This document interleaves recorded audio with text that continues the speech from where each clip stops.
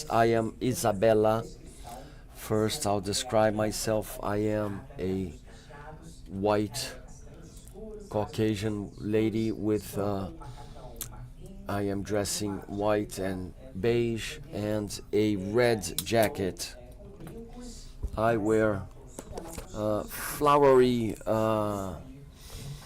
earrings made by a craftsman up north at Sesc. So let us kick off our event. Let me introduce everyone to you. This is the fourth International Cultural Mediation Seminar here in Sesc, Rio. Memory is more than a mere remembrance. This is the fourth edition of this seminar, and we shall debate how cultural mediation may contribute for historical processes, artistic ones from our memory as an individual and collective space as well. During the next couple of days, let us discuss initiatives, museums, social projects, artistical ones, in order to debate protagonisms and payments and debts in the cultural and institutional areas as well. Let us stimulate critical thinking, the practicity in arts, education, and ideas. We have a partnership of the Federal University of Rio de Janeiro in this fourth edition. Their ethical department, we would like to thank you for your trust. Let us celebrate this partnership through this event and our compromise with research and teaching in cultural institutions in our country as well. So thank you much for that. We would like to thank especially all of our lecturers in our work and in our compromise with culture and education. Yes, we may plan necessary changes through events such as this one in order to build a better society.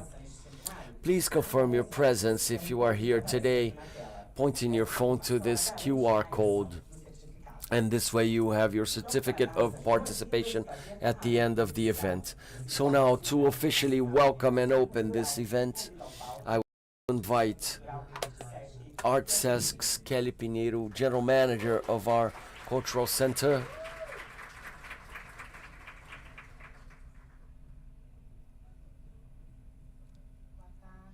Good afternoon, everyone.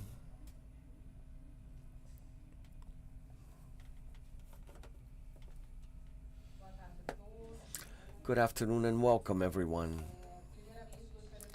First of all, I'd like to thank our President, Antonio Florencio, for making possible initiatives such as this one and opening this house for us. Director, Ms. Regina Pino, who has always supported us in these initiatives, in building and putting together this whole program you will enjoy today. Thank you also to the management of culture and development of Sesc coordination, Chris, our manager Felipe present here today, Ms. Ribeiro as well. I'd like to thank every department of our company who enable us to the events management team, who without whom it would be impossible for us to make this event such as this one happen. And we've been, Felipe, working with our cultural management department, Raul, Mariana, this whole team who is present here today and make things happen for us. It is with great joy that we kick off today the fourth seminar of Cultural Mediation of Sesc Rio de Janeiro, a space which is dedicated to sharing voices, sounds, and ideas. Through it, We enable access to everyone to a more stronger mechanism of culture. Our reference in Sesc is in order to amplify sensible experiences between the audience and art, valuing cultural differences. We go beyond bringing people together. It is about creation and imagination. It is about stimulating creative autonomy of subjects and people, be them individuals or groups. One of my favorite books is made by Sesc, which is called Publications in Transit. It is a compilation of researches which says that mediation is a way of sharing experiences and giving sense and reason to individuals and communities. From then on, the concept of mediation as a way of reinventing ourselves and getting to know us better as individuals. It also invites us to understand this change as appreciation, reverberation, and sensibilization. So it is this way, inspired by these thoughts, I would like all of you to invite yourselves to dive into this experience during the next couple of days in consonance with what we bring through our memories as a starting point, using great thinkers present here today who contribute for the understanding and the role of mediation in building memory. We from Sesc Rio and through our space of culture, we invite you to think about the building of memory throughout this seminar. This meeting brings forth mediation as a critical practice as well as a poetic one, acting as a bridge between sensible and creative memory and the ways we relate to the world while social beings. Welcome to this meeting.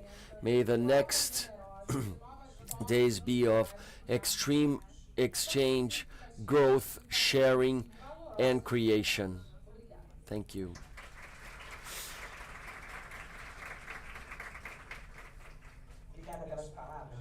Thank you, Kelly, for your kind words. So, to tell us a bit more about the content of this seminar, I would like to invite to this stage Felipe Capello, Sesc Rio's culture analyst.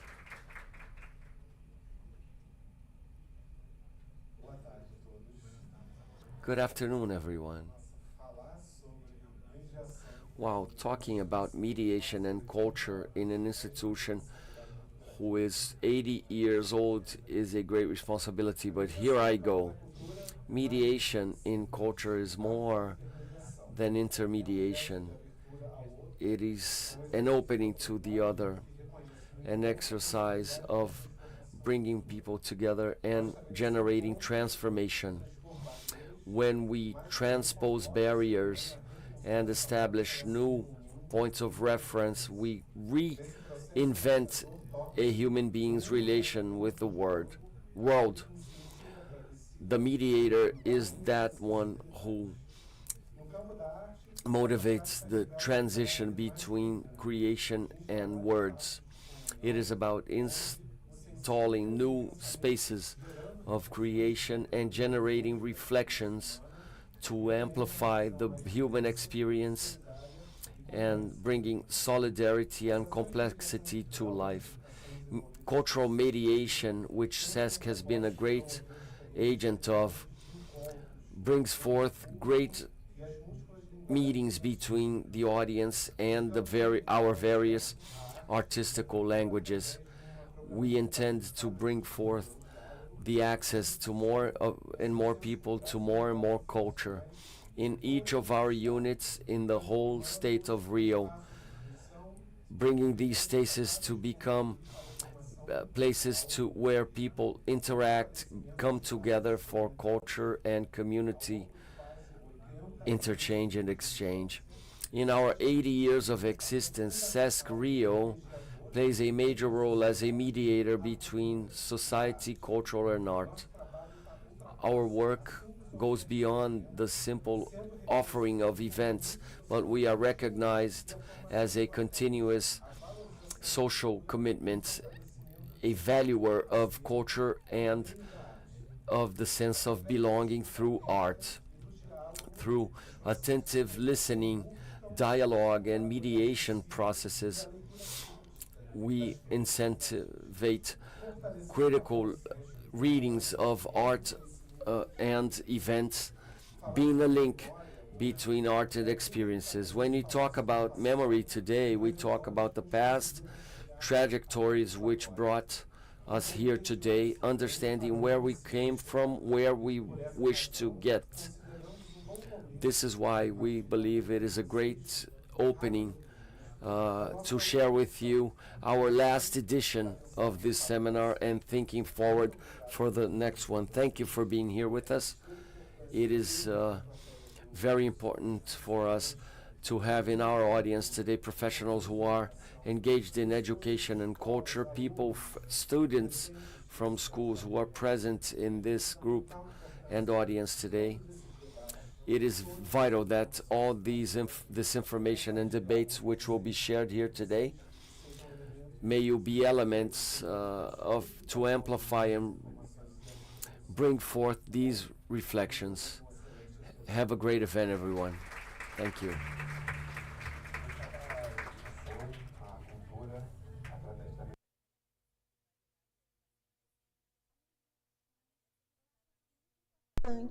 No universo das artes, que aproxima o público, que seduz, que conecta. De que forma que a mediação cultural e arte e educação, ela junto com a sociedade, ela consegue estabelecer novos diálogos.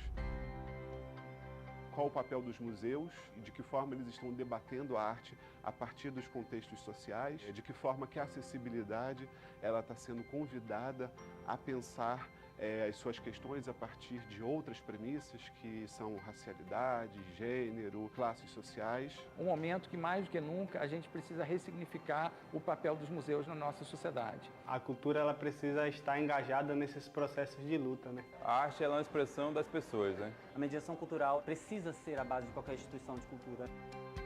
O terceiro seminário internacional de mediação cultural, ele surge nesse contexto, entendendo de que forma todos os debates que estão acontecendo aqui nas nossas mesas conseguem orientar novas políticas culturais, conseguem orientar novas ações dentro de equipamentos e museus, legitimando acessos e conduzindo novos olhares a favor da cultura.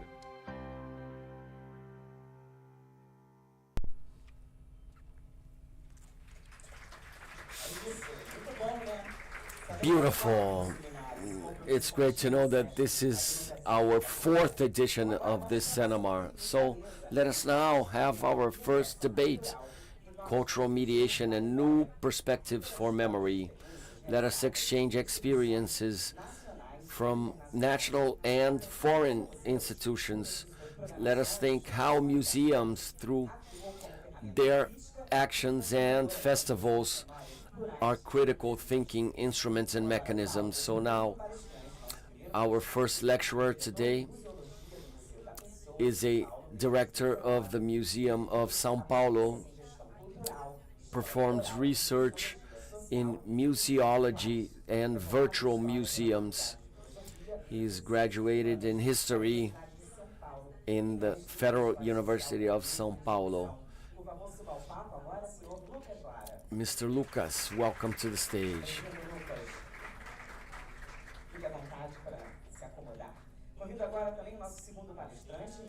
Secondly, straight from Chile, a director of the Cultural Ministry of Chile. He is a founder and member of the Iber Museums program, which congregates more than 14 countries, and he was a president of this institution. Mr. Alan,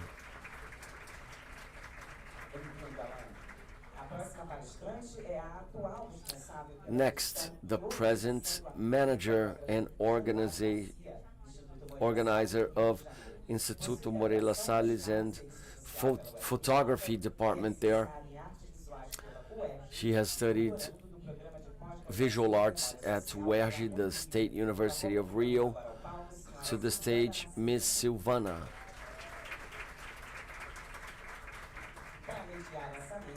And to mediate this debate,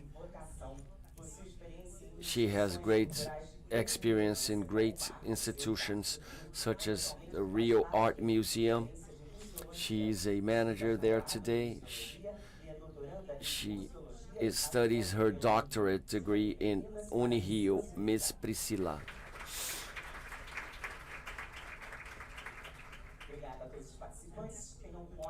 Thank you, everyone. You have the floor, you have the mic. Enjoy. Do you have presentations? Yes. Here, this is the clicker for your slides, and have a great debate, everyone.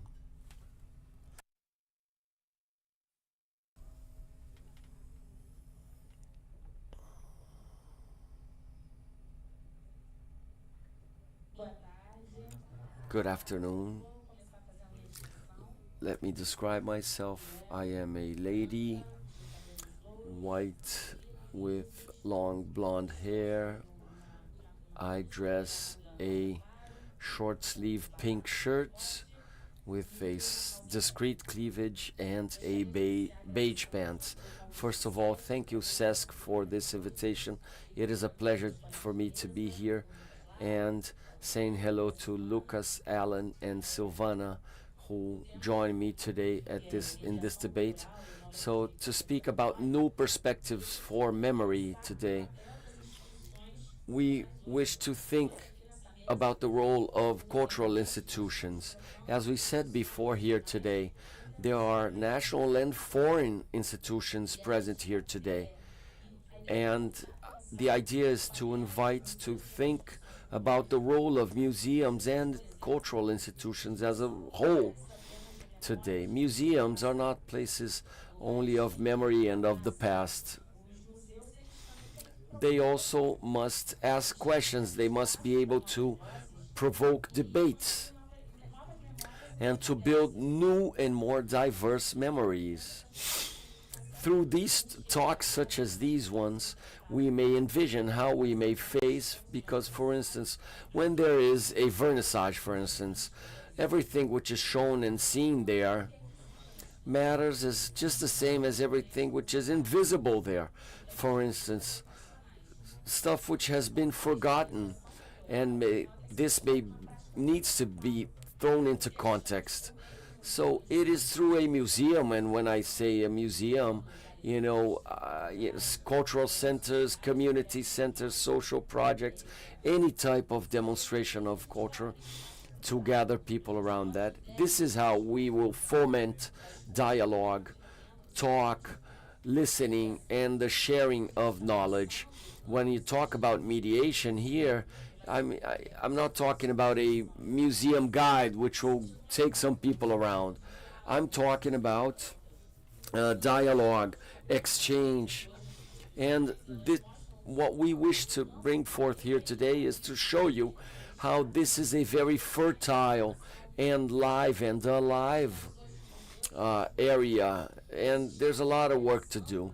So today we have cultural spaces and events which are rethinking the way to recreate narratives.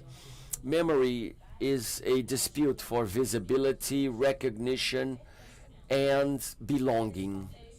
Within this context, I would like to invite my colleagues here today to present, show us a bit of their work. Let us begin by the People's Museum of São Paulo through Lucas. Hello, everyone. Good afternoon. I'll begin by describing myself. I am a white man. I have dark brown hair and eyes. I dress blue and black and shoes and pants. First of all, thank you, Sesc, and Felipe for your patience and your invitation. And for me, it is an honor to be here with you to share a little bit of the People's Museum of São Paulo and what we've been doing there and how we believe and envision cultural mediation. I brought a presentation. Let me show you a bit of what we've been doing up there. So, I'll start out by, the title is Listening, Mediating, Transforming Cooperative Practice Actions of the People's Museum. So not everyone knows it yet. The People's Museum, where I've been working for 15 years now, it is a virtual and collaborative museum which is dedicated to life experiences, sharing those and all that. So there is not a physical space. It is different in this way. You can access it and visit it and tour it from your phone, from your sofa, from your home. So it is open 24/7 as anything on the internet, but we face challenges as well. So we need always to think about strategies in order to reach different audiences with different actions. This museum has 30 years, and we are dedicated to preserve and to tell the stories of life of every single person, because we believe that our stories are unique and we cannot be replaced. So we believe that we are a work of art, and that's why we have to tell our story, the story of our grandmother and grandfather, and the story of our communities and some other groups. That's why we exist. Along this 30 years, we have materials with more than 20,000 stories of lives. And the consequence of this is because we don't know some of this information. As we have an open museum, while we are here talking, we have people there telling their stories. This year we have received more than 2,000 stories, and inside of our storage we have lots of different stories from private communities here in Brazil, because when we have these stories in our storage, we usually ask this person to give us at least 10 pictures and 10 objects that you like the most. Sometimes we choose this by the value, or maybe you think, well, I earned this from a close friend. So the images and objects that are in our museum nowadays are regarding to the importance that these objects have in these people's lives. I believe that the microphone is failing right now. But we developed along these 30 years more than 200 exhibitions with these objects.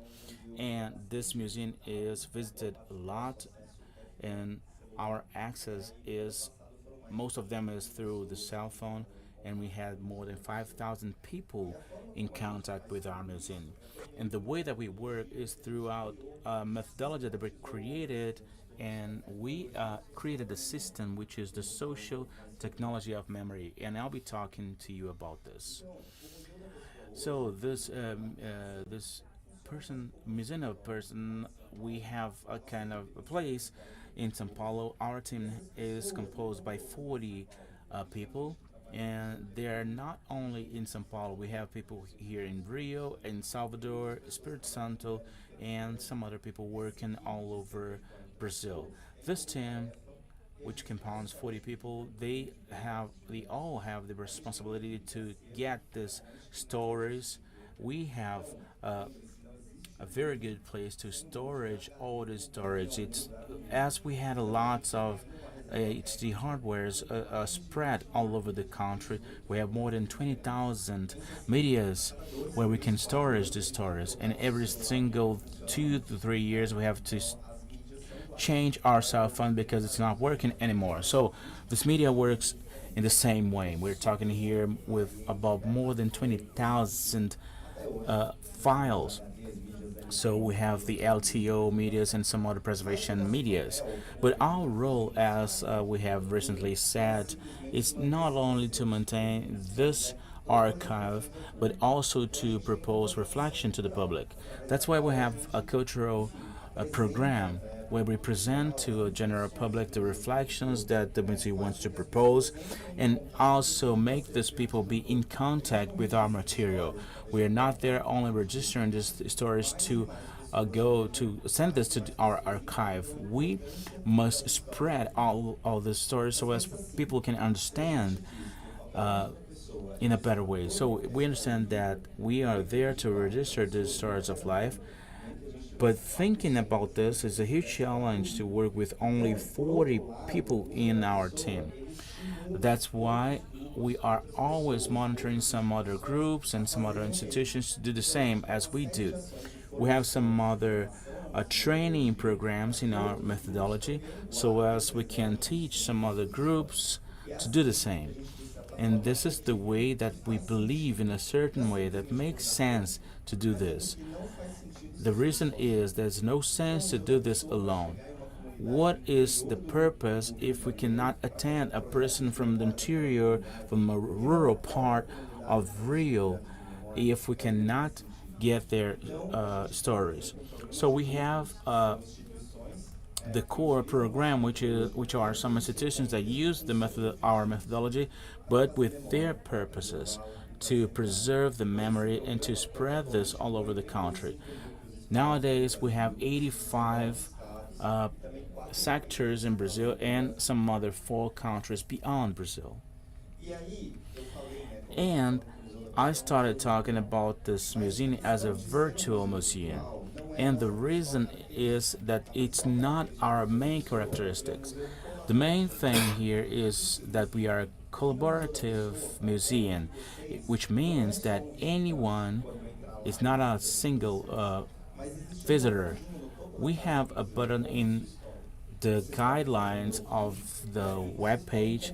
You can insert your information into your login, and then you are not a visitor anymore. You are part of our museum. You can go inside of the pages, you can insert pictures and tell some other stories. And beyond this, you have the possibility to be one of our employees. So you can check 20,000 stories, and maybe you may think that you want to form a group about only people from Rio. So you can go there, select the stories that you like the most, and then you create your own group. Just for you to have an idea, this year our team recorded 200 stories, and we received 2,300. And we only had 2 exhibitions, and we had 43 collections created by the users of our platform. So the mediation starts there, understanding that mediation is a transversal role of all the process, not only spreading the material, as Kelly has just commented some minutes before. And we have talked about the methodology, the way that we do all of this process.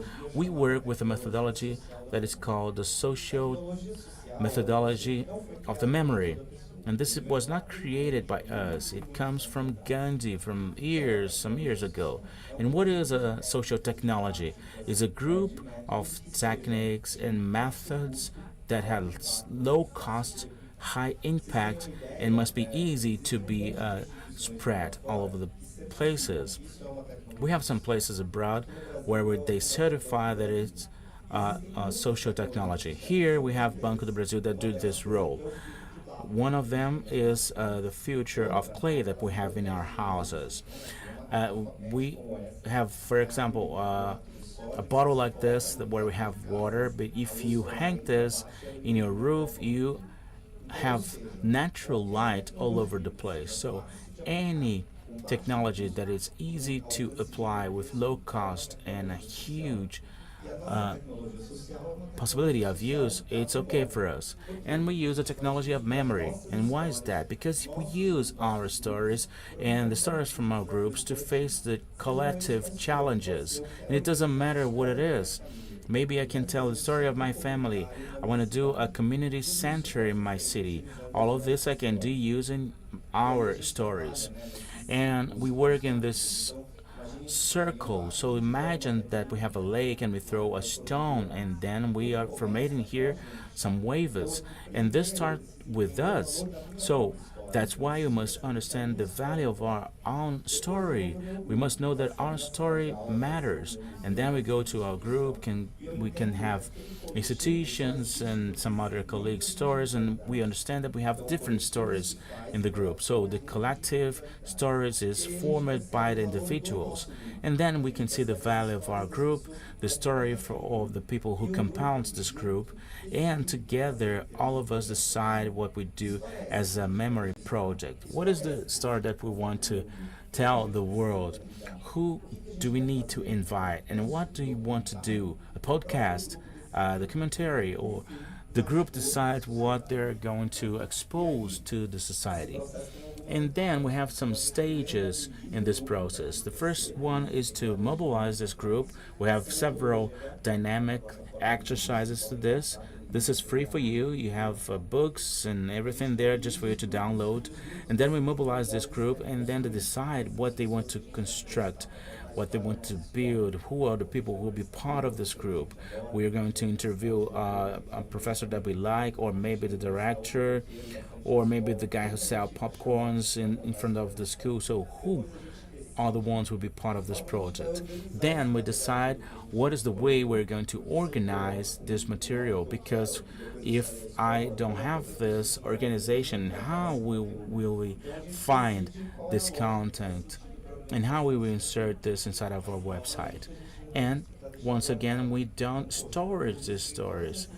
After recording this, I have to show this information to the public. So I have to show to the students and to the city, and then we define what will be the products that will develop in this project, and then we try to evaluate how was this experience, what difference, what could we do to have a different result. And then we started all over again. That's why I want to talk to you right now about this mediation as a listening exercise and a local participation, because we are used to think, as Kelly has commented before, the mediation as to connect my exhibition to my public, to connect my project to a target public. But we have to be aware that mediation must be seen as a transversal thing of the whole process. In the creation and determination of the strategies that I will adopt, I cannot only involve the public in the end. I cannot involve the community agents just in the end of the process. Because when I assure that this community is involved, is part of the process, I can assure that they are part of the group. And to be part of the group is much more interesting than just to be invited to say something about the project. That's why we have an action that we are doing right now, but it comes from 1.5 years, which is the actual agenda of the museum, and something that we started back there in Belém, even because of the COP30 that is happening right now. And the actual program is called Lives, Voices, and Knowledge in a World in Flames. So we have Karin Wortmann that is working with us. She's the founder of the museum. And this is a program where we work with the climate changes, of course, but we understand that this World in Flames is regarding to many other things. For example, violence of genders and religious conflicts, dispute of lands. So we have many different themes for this project. And during this program, we have done several actions, and all of them in a collaborative way. And that's what I want to tell you right now, which is, have you heard Earth? So you can access this by your cell phone. And this is an exhibition that is really interesting, because we had here a provocation from Ayrton Krenak, who invited us to have this museum as a different direction. Do you know what it is? Well, this is an idea to face the this topic that every single life matters and all the human beings are part of a group and they're not the center of it. It's hard to be in this position. And then Ailton said, what if we check all of these stories and listen to what the earth wants to tell us? But how will we do this? Because we are able to interview people, right? So if you check this methodology that have this model with name, birthday, and the stories, we can see that when I'm talking about my childhood, I usually say something about a river or a tree that used to exist there. But the question is, does it really exist now? So we have to be aware about the stories that are inside of the stories. When we're telling about the stories, we're talking about the territories as well. So this exhibition have this provocation. The idea is to have a whole coverage of memories. And I'm not talking about the Indians here, but we are talking about what we see in the geography classes, that we have some stages. So the idea is to go underground to listen to the earth and see what the earth is talking to us. So we started a huge journey in Brazil. Here we have a booth that we took to many cities of Brazil. Started here in Rio de Janeiro, in Complexo da Maré. We stood there for 2 weeks with this booth, so as people could enter into this booth and tell us what is the idea of climate changes in their lives. So during the time that they were inside of it, we used to ask them to bring some materials, some residuals, plastics, and some other materials, and together we started to build a material. And then as they were bringing this material, we were building this product here that you can see in this picture. This was a partnership with the Maré community, and also in Porto Alegre, from the group that were affected by the flood situation over there. In terms of mediation, we consider not only people from one place, but institutions that is spread all over Brazil. There is no sense only to call one person from Rio. We talk to people from Rio and from many other cities, and they become our partners. We also did a program in the Indian Museum of Culture in São Paulo. We have traveled all over Brazil with this program. We have 28 Indian languages, and we have some other example, which is like you can see in the picture. And we are getting to Belém, where we have this exhibition, and we have some local exhibitions, as we have here, for example, the Colibri project, which is really interesting and important, that it's called the animals color, which is a kind of a carnival where they go all over the city dressed as animals. They dress as birds, as various animals, and they helped us to, we went up in canoes the rivers, collecting rubbish, plastic residues, and so we also invited marginalized groups, such as, this is a group of prostitutes, ladies, from the city of Belém, with the Ministry of Justice as well, women who suffer with who undergo gender prejudices, and so they told us about their experience, and this is the result. It became the main room of our exposition, of our demonstration. So this is the opening of the museum, and you can see that everything that Brazil sold became a room such as the size as a room such as this one.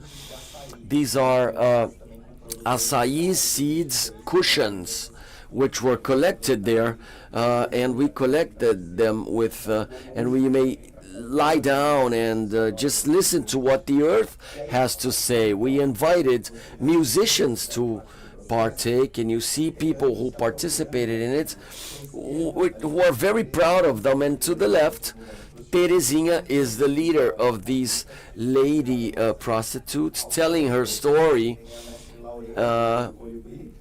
So Mestre Laurena, the Laurena Master in white in the center, and to the right you have Tainá of the first Brazil's first food bank in Brazil, and she produced this catering, this buffet, as well as workshops about food within this vernissage and demonstration. So people here are not only partners, but they are only realizers and a vital part of this activity, and they decided those who were to be involved.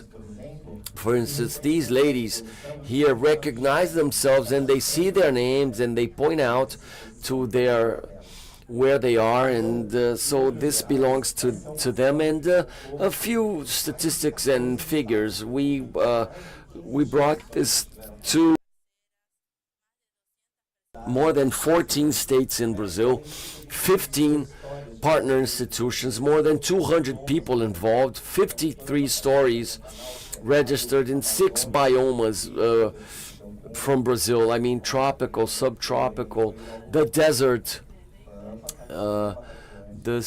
These are the Amazon and the Pantanal. So all of the Brazilian biomes, and beyond that we have 10 activation actions and initiatives which are forecasted and to be continued pretty soon. So my final message is that every time we promote an event like this, we are sewing together a great blanket of experiences of life, and this is what the People's Museum in São Paulo has been trying for decades to bring to people, to experiment and to begin thinking and listening better, building points, building dots, and an ethical of listening. So building bridges. If I have a river, say we have a great bay and distance, such as from Rio to Niterói, where we have the Rio-Niterói bridge. So it's about building bridges and seeing that there are already bridges built. So it doesn't mean that these bridges are not necessary, but how much do we actually listen to see the needs, how much we bring people in to build these bridges.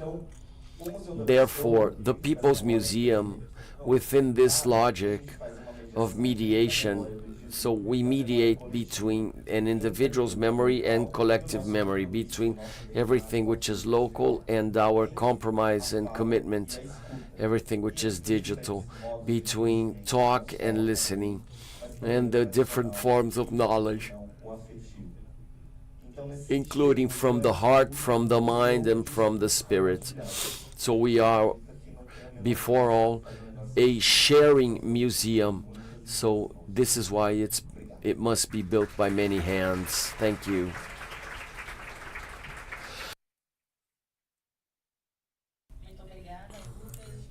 Thank you very much, Lucas. To me, in particular, it's great to listen about the People's Museum because it builds, as you said, in a collective and individual way. It builds, and these people and these groups are also part of the discourse, of the dialogue. We know that in institutions, believing that discourse will be something neutral is utopic. Discourse will always be carried by the local, the culture, the experiences of each and every individual, and this complete involvement and which the People's Museum brings to community is something beautiful. It actually invites the people to build knowledge with them. So thank you so much once again. Now let us listen to Silvana from Instituto Moreira Salles.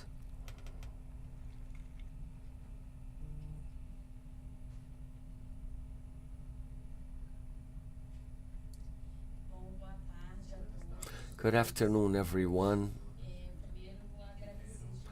First of all, thank you very much for Sesc Rio's invitation, this chance to share on this debate, great mediation. I'd like to also thank Instituto Moreira Salles Direction and Management of allowing me to represent them here today. I work for IMS.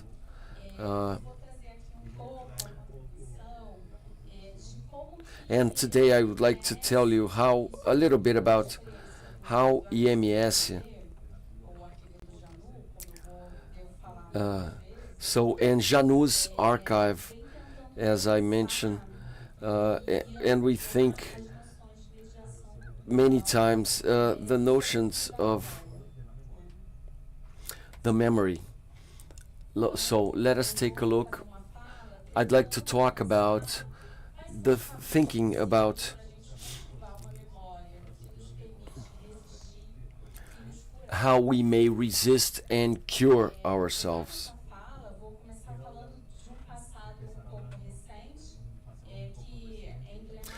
Talking about a recent past, which was a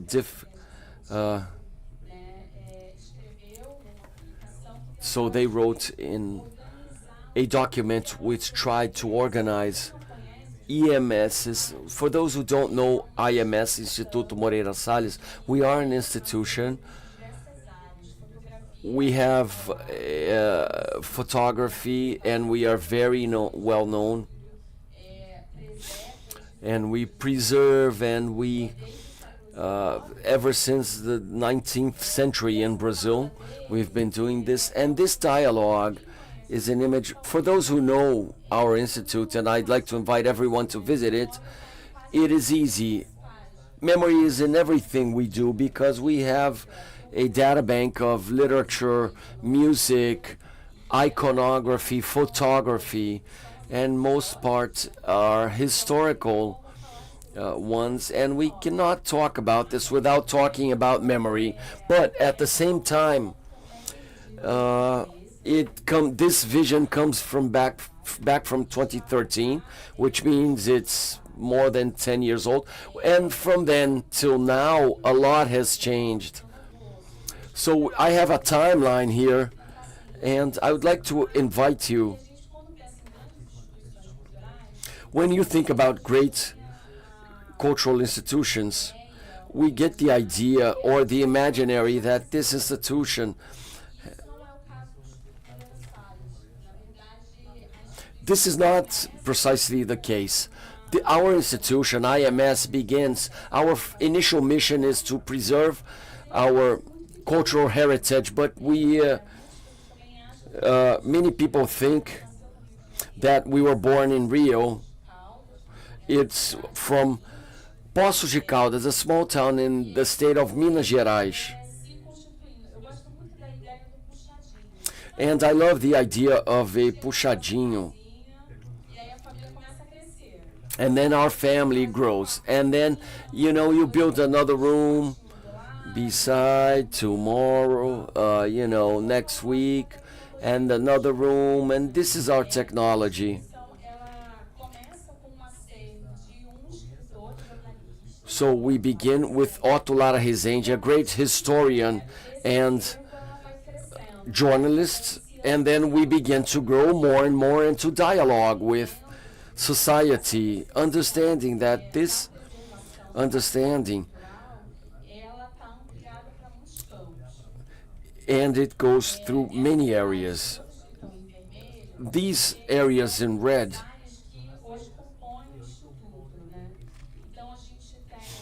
So the area of iconography, music, photography, contemporary photography.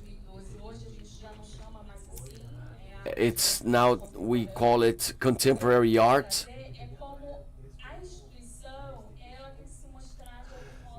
The institution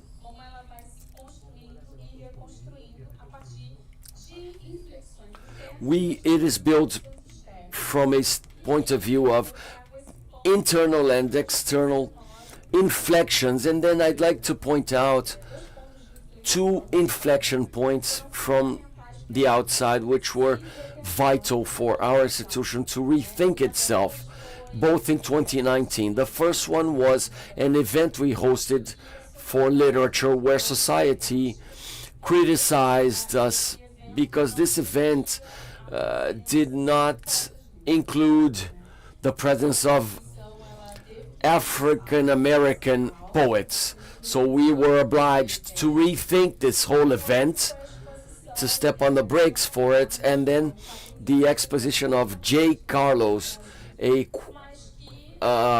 writer of stories in Brazil, very important, but as many people of his time had very racist content. So our goal, our challenge was how to present this, how to introduce this to the audience.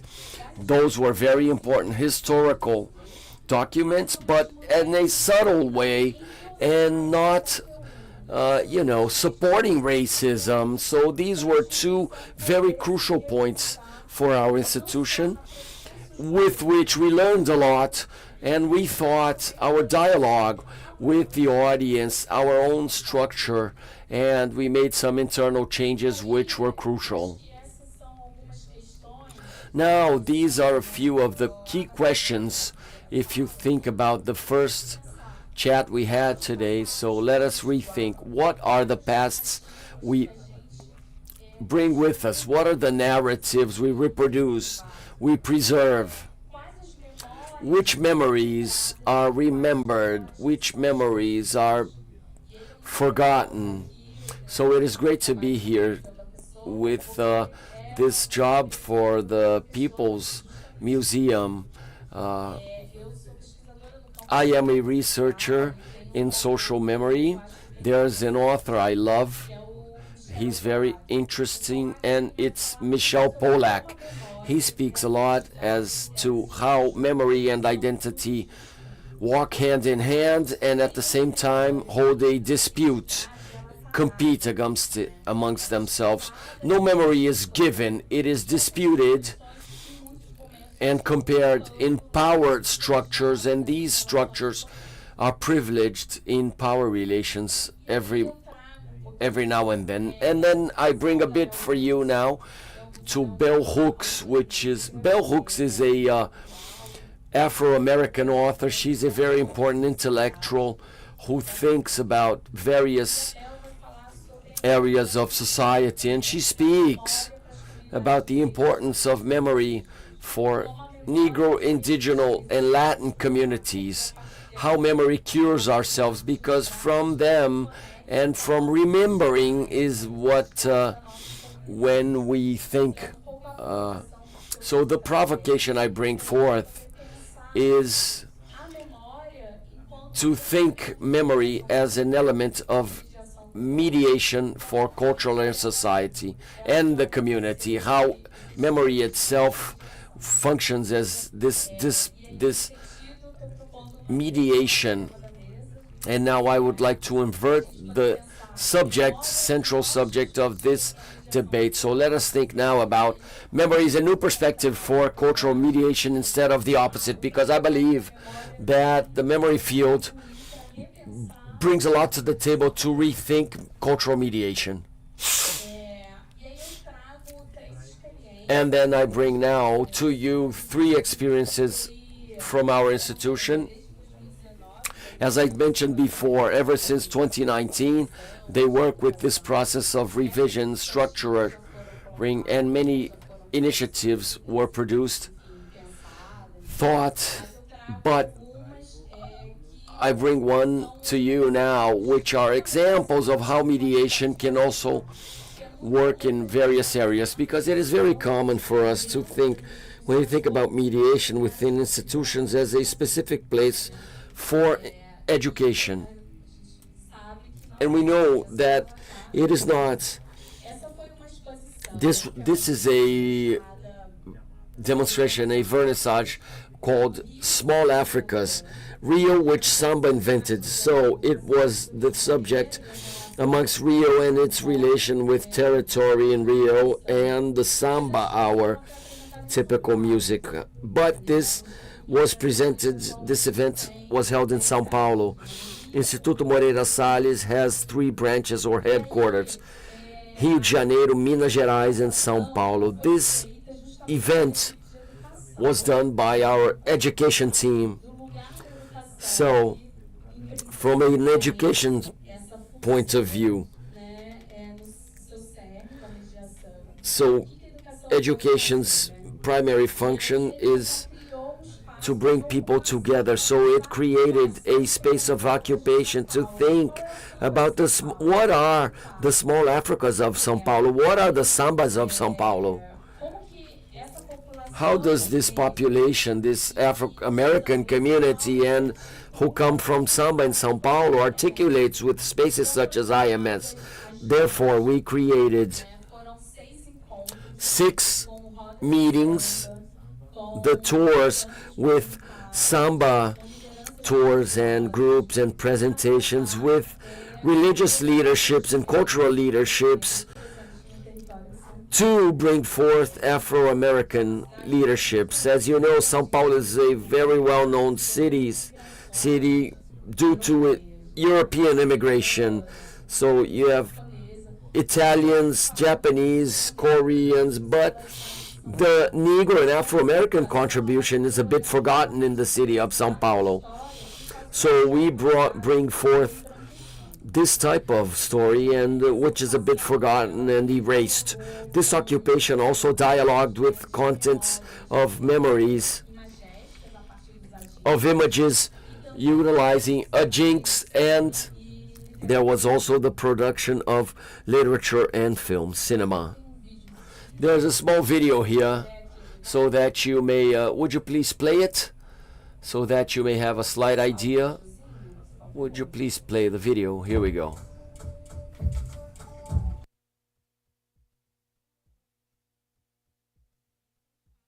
This is the event space area.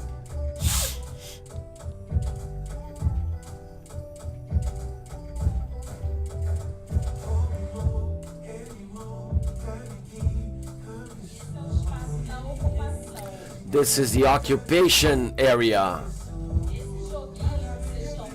This game you see is a game to think about territories in São Paulo and relationships, connections with the Negro memory in these territories. These images are involved in the formation of teachers in the city of São Paulo. So this material was developed with these teachers so that in some way we could also reverberate it throughout schools in town.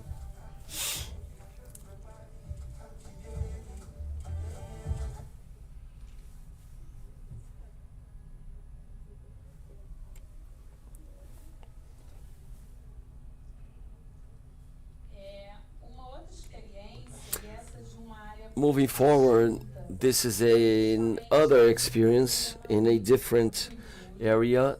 It was Yamalu Kuikuru's research. Our institution had a great event called Xingu Contacts. It was thought using the photographic data bank of indigenous communities. These photographs were produced by white people with the indigenous communities of the High Xingu area in the Amazon to dialogue with them, these tribes, and they brought forth these questionings. And one of the results of this research was Yamalui's research. He collected 500 images produced by one of these photographers in an expedition up there, Henri Ballot. And Yamalu brought these images to their people in search for recognition of who were those indigenous individuals. Through research, Yamalu was able to meet, know, and name many of his ancestors, grandparents, great-grandparents, leaderships who are no longer amongst them and had never before images produced about them. So this research re-signified the collection within the institution, the collection, but above all re-signified the possibility of narrative and memory of his people. And it's a very vast and extent area. So many tribes he walked through and talked to and dialogued with to retell this story. And he retold also the stories and narratives about the first contact with these people. So this first getting in touch with these non-indigenous people date back to the beginning of Brazil, and then the non-indigenous people spoke clearly about this contact. So this job he did, this research, this tour, this investigation was further presented later on in a seminar. This content is available in our YouTube or website channel, this research by him. And what I think is nice to think of is that this mediation and cultural dialogue work comes from a photography research point of view and work, which deals directly with this data bank. And another experiência is this event, which closed, it concluded 2 weeks ago, about another indigenous tribe and segment, which are the Paiter Suruís in another area. The contemporary art department was in charge of it, and this exposition, this event, was elaborated with photographies of the families of the Paiter people. Many of these photographs were produced by non-indigenous people, but in a rapport, in a connection, in a relation and relationship, not of an expedition, but just a day-to-day, living with, and anthropology research with the Paiter people. They were in touch with non-indigenous people not long ago, so about 50 to 60 years ago. So I'm talking about a little time for them. And the Lacapoi Collective and Ubiratã Suruí, a great photographer of the Paiter people, brought together this material, these photographs, many of them in the households of many families which were forgotten or put away or saved, to rethink these images. This images that is here is from our exposition. You can see that the images of this exhibition goes from the floor to the roof. And when we enter into this gallery, we were checking many images, and these images were looking back to us in different angles. At the same time, these TVs, these videos were productions, contemporary productions from pictures produced for Ubiratã, and also for photographers from the Paiter community. It was a representing project that were produced here. And then something that I would like to bring to you, just to think about mediation, is how in this project the Paiter community understood that preservation is never a friend of memory. And why is that? Because this memory that are here, that you can see here, this yellow, is an action of time in the picture. And this action of time, they translate this as an action of history. So we can see some pictures where the subtitles will say that it's a kind of destruction of the picture, but it's something that naturally happens in the material with time.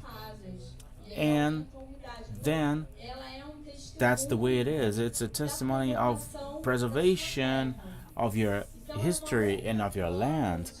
With this, we can see the situation in a different way. It's a different translation of the documents. We, with this, try to understand this memory results. And then we get into what is my specialty, which is the January archive. January Garcia, for those who do not know him, was an activist and a photographer from a black movement. He passed away during pandemic time in 2021 with 71 years old. He started to work in the 70s, and he was a photographer that tried to register the black memories.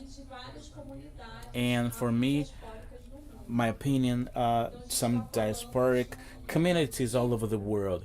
We're talking about an archive that, since the beginning, we are talking about the black population. Here is a text from a speech of January that I would like to highlight what he says here, that it's a group of images that transmit a new look towards a society that do not know the importance of this African culture for humanity.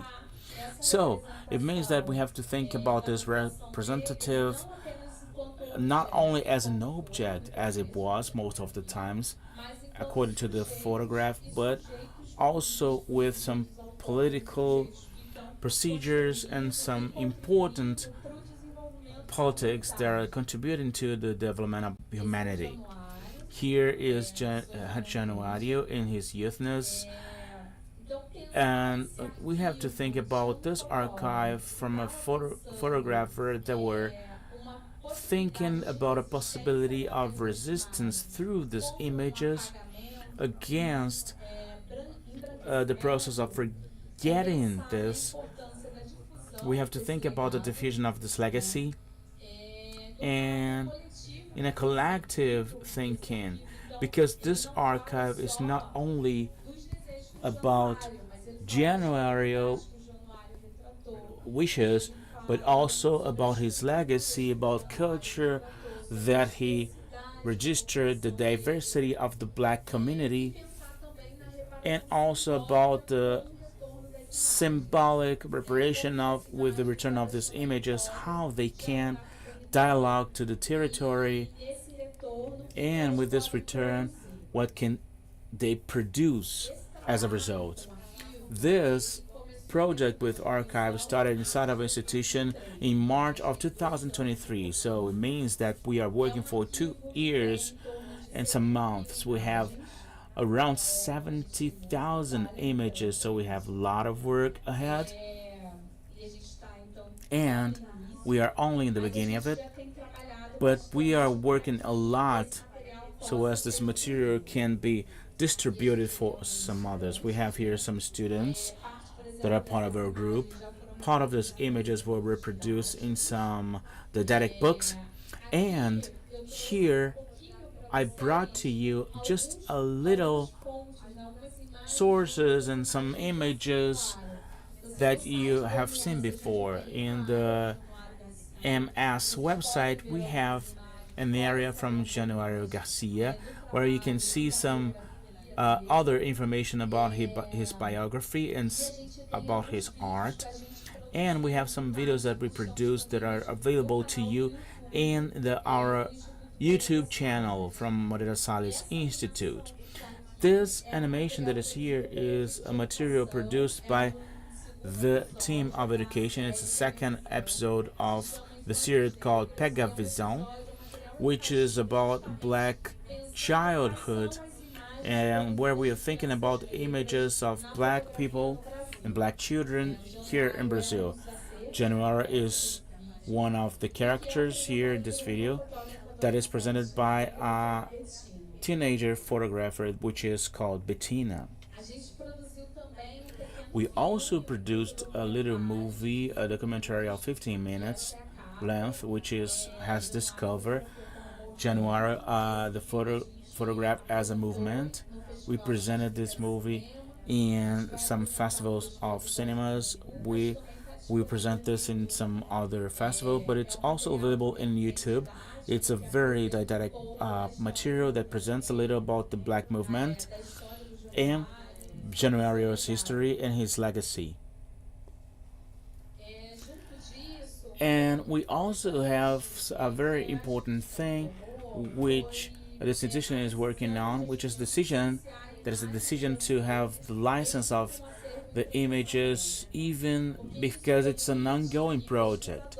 This allows researchers, cultural producers, agents can use this material to produce new other materials. So this is a little group of some of this license that we are doing, the exhibition about Lilia Gonzalez and some other books, because he was a close friend of Lelia, and some other exhibitions, fun exhibition as we had in the Art Museum of Rio. We had some other materials from Januario. And besides this, we have some other project where we are working on, which is the collective of audio reports. Since the end of 2023, we are interviewing different personalities, people who were close to Januario, and that also were important people from the Black movement and also the story of photograph in Brazil. We have interviewed 17 or 18, I'm not really sure, but I believe it was 18 people. And with this interview allows us to to have more details and to fill out the blanks that we have in our memory. And we are also able to create this material of diffusion. Part of the videos that we are creating, we used some of these interviews that we did. And at last, I would like to bring to you our initiative that is ongoing right now. We are learning with this, which is to think about return of these images in territories and some new spaces where they were produced. Januario produced in the 80s a huge group about the community of Salgueiro in Barra da Tijuca, and we have some local people that are helping to build this material. We talked to them, and we had a meeting that we present to the families that were there, and within some images of this project. And then we have a little video. It's a little one that will show a little about this meeting.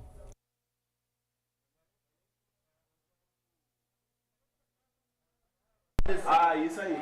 É que aquelas casas ali foram demolidas, né? Era de paraquedista, era qual o nome das coisas dele? Paraquedista? Marina.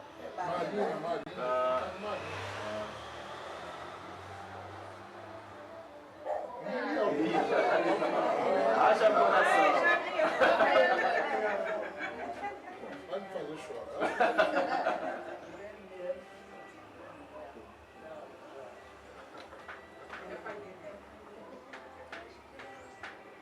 Aí, Fabi.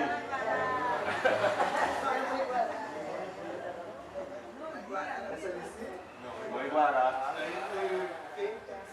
É, 80, década de 80. Tava falando dela, né, Fabi, quando chegou aí.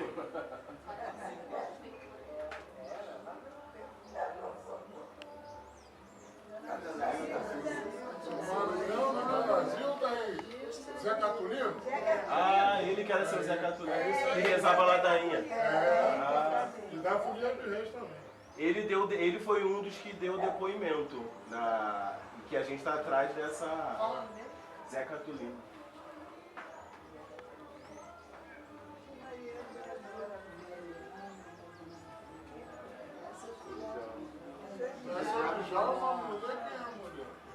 É a mãe de Dona Marina, é a... Dona Filhinha. Ah, Dona Filhinha. Dona Filhinha. É Filhinha sim. Helena, meu bem. Helena mesmo.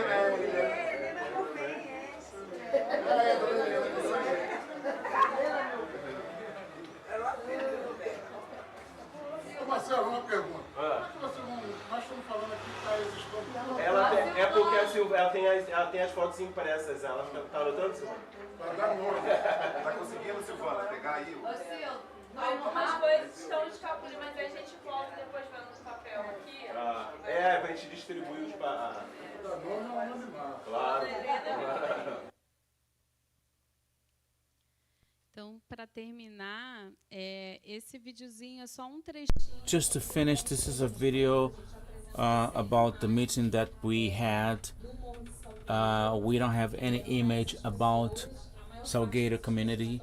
Most part of these people, they were in the images. Elmo, that is the one who ends this video, saying that we have to give names, is this child that is beside his father, as we can see in this picture. So I will finish with this provocation with a question: how can we establish the bridges?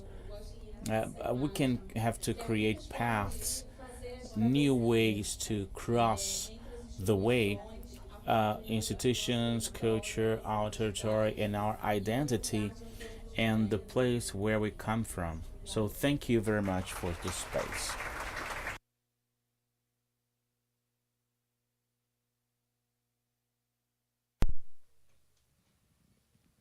Muito obrigada. Thank you once again, Silvana. This last video, I believe it's clear for us to see the importance of the feelings with new knowledge. The lady saying that she was about to cry. We know that you have authority to talk about this and to make this change. I believe this is the real mediation. We have seen we have heard the words from someone who was there, really, so it's really important. Another thing that you said about some project, that it was not from the education institution, and the importance of this institution is to live a little about the experience for those who don't know our museum. One is we have some sectors that are different over there. So this school that we're thinking about some educational part, it's not only the educational part. We take care of all the sectors. We have an encounter, we have some different meetings to dialogue, and we also have to take in consideration the territory.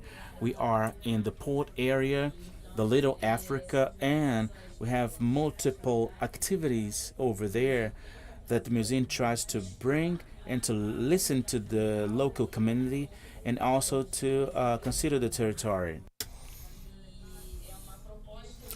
This is the idea of creating a network with the local residents and local institutions as well, so where they may obtain identification in order to visit the events for free.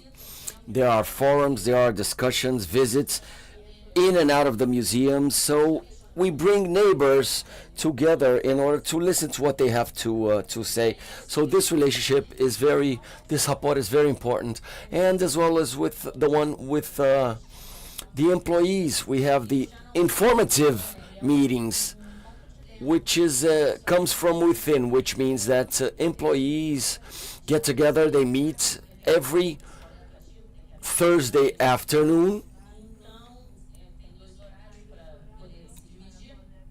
There are two groups, two meetings, and these meetings are exchanges between teams and employees, where we get to know better procedures, the work they've been doing, and for them to bring together, for instance, we have dance classes. People have a lot of fun. People meditate. Next week we'll do this meeting at MAM, a great museum in Rio, in Flamengo. So they have been very rich meetings, and they have, made the institution very alive. And now, to conclude our last presentation, I'd like to invite Alan. Good afternoon. Good afternoon, everyone. Thank you. I am a white man with coffee-colored eyes, and I have gray hair. I dress gray and blue today. And for me, it is difficult to, may I stand? For me, it's difficult to talk sitting down. I can't see you. Okay, here we go. What I'm going to share with you today is something a bit less particular than the previous two people. They are different but same, and I'm going to talk to you today about, bringing you some information and a couple of, food for thought issues in a more general and generic perspective regarding museums. I have been coordinating museums for 37 years now. I began to work in museums because it was the first job I found, not because, I was specifically interested in them, and then I stayed there. I've done everything in museums: museography, catalogs, documentation. I am not an academic, a researcher. I am a museum worker, and this is my perspective to bring to you today. Something comes up evidently regarding what we just heard, which is about diversity. The world of museums, if you don't understand it as diverse, you cannot dive into it. You cannot. In Ibero-America, countries which from Ibero-America, there are more than 9,000 registered museums. Only registered. I am sure there are many more than that. Brazil has about 3,800. Chile, almost 500 museums. Only registered. I'm sure there are many more. And we have all sorts of museums, all sorts of sizes of museums, locations, classifications. In Chile, we have events, venues, and museums. Brazil has memory venues and museums, so there are different classifications. There you go, what I'm talking about, diversity. So I want to avoid the usage of the word to judge a museum, to evaluate a museum. So when you talk about that, you need to, first of all, know very well which museum you're talking about. The world changes, and in the last 30 or 40 years, the world has changed more rapidly than ever. Technology is here to stay, and museums not always are up to date and available to change. Perhaps sometimes change in such institutions are slower and more complex. The examples we just heard are initiatives which are very progressive in a way, but museums are not only diverse. From these 9,000 museums I just mentioned, 25% of them are history museum. I mean, their main subject is history. After that, the next 15% are anthropology and archives. 13% are art museums. I'm not sure if in Brazil, but in many countries. In Chile, when you talk about museums, you talk about the National Museum of Art. It's the main reference. In Chile, we have few art museums. So there's a series of figures and statistics which we must read whenever you talk about museums. And this diversity also has to do with the stages of evolution of such museums. There are very small museums in communities which have no access to information, to the internet, to technology, and there are museums which assume what they do, depending on their need. And, sometimes they're not doing, they're not precisely playing a role, they're talking about human rights, for instance, in general. Perhaps their participation system is not exactly what its first purpose. But when you judge this museum with these, according to these standards, it's not fair. So, when you understand this diversity exists, and you understand that these are museums of the 21st century, what I can say regarding what I know and experience is that every museum advances towards these subjects which to us are key, which is the active participation of society, recuperation of memories, and more identification of history. Some move faster, others more slower. So it's tough to talk about what is precisely today a museum these days, nowadays, and the challenge of a museum in the 21st century. There are multiple ones, depending on where this museum is located and the situation this community, where it is, goes through. We've gone through various crises, and one, which is an old one, continues to be, to me, the main one, which was a change of paradigm of the new museology. I'm talking about the 60s, many years ago.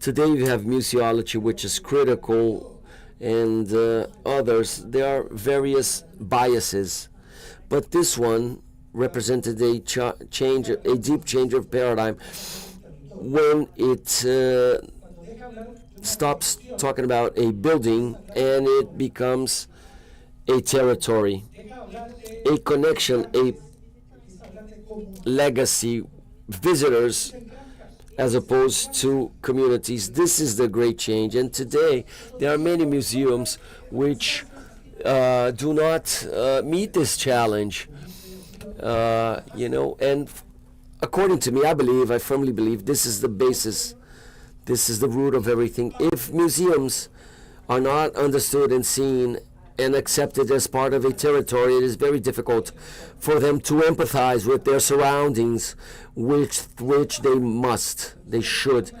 Whenever this happens, a museum becomes an island. It is linked. So this concept of a territory is vital. There is a sentence which Marco Polo said, the great explorer, which is, cities assume the form of the desert which surround them. Museums must assume the form and the focus which their territory represents. Otherwise, it would become impossible to make a positive impact in society. So this is about the territories. When we no longer talk about collections and we talk about legacy and the information bank which they own, we talk about territories in plural. So it's in more ample vision. In a meeting we had a while ago with one of the greatest institutions of museums in the world, I made a comment and I said everything can be property and legacies. And I agree. I said yes. Who is to say that no? If you forget taxonomy regarding UNESCO, regarding the separation of legacies and the material of museums, material and subjective. It is immaterial. It is a value which people attribute to, determine for objects, for images, and for some it may be something may be valuable, for others not. I mean, whatever. If you have a painter down the street on a corner painting something or playing a song, which value should we attribute to that? Determine. I mean, it's very subjective and individual. It is personal judgment. So when a pope, a prince, a king back in the day, decided to buy something because they judged it very exotic and expensive and unique and they wished to own it, museums must point out what they conserve for the future generations. And as much as we wish to attribute other values, there are basic attributes to a museum which they must develop and perform, because society trusts museums. What they have in there does not belong to them. Society is giving them a vote of confidence regarding each and every object of art, piece of art, sculpture, be that what it is, what it may. And we must not forget this, because what we work in museums today is we have possession of something which has value for others, and we are mere custodians of those. And it is up to us we must communicate its value to others. And you have museum technicians, specialists, researchers, people who preserve these memories. So what do we do afterwards? So everything in a museum changes, and the objects change. And something very important to point out is also that objects in museums change and are renewed. So today it makes no sense to a museum, for instance, to hold such pieces of art. Say, hypothetically, this could happen. It has to do with society and the way it perceives its value. So it's about a point of view. And when you speak about communities, in Chile, we speak about communities and the original people and custodians of the land. A community is any group of people who has something in common, and in this situation is associated to a certain museum. We have an education museum, which means teachers. This is their community of interest. So communities in territories, in neighborhoods of those who live near. So communities may be many. This change of paradigm,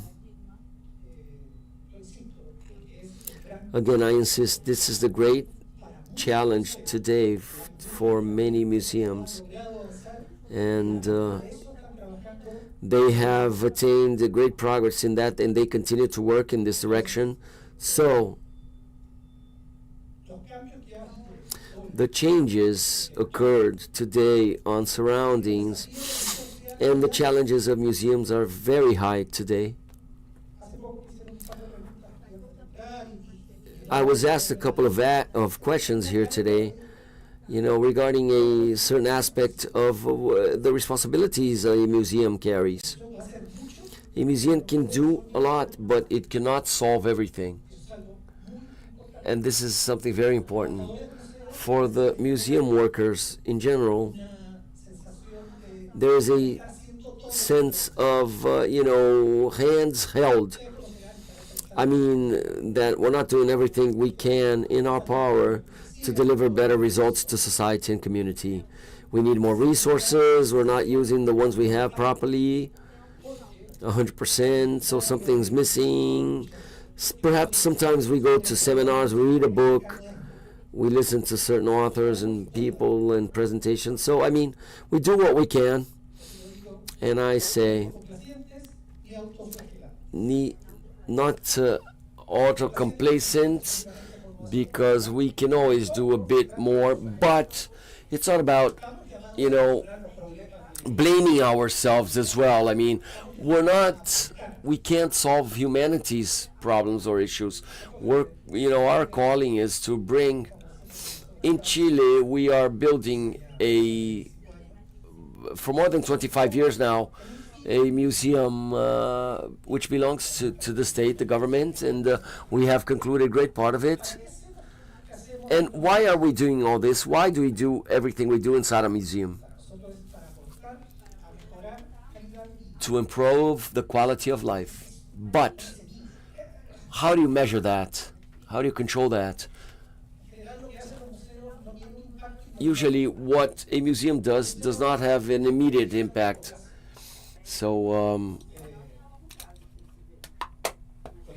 for instance, let me give you a Chile's example. We have the scientific youth in Chile. A while ago, this was created. This is a complete generation of important agents in Chile who participated in this scientific culture. There are impacts. Things happen. We are not always able to evaluate them, and but we know that what is being getting done in general is a great contribution. For instance, when you speak about memory,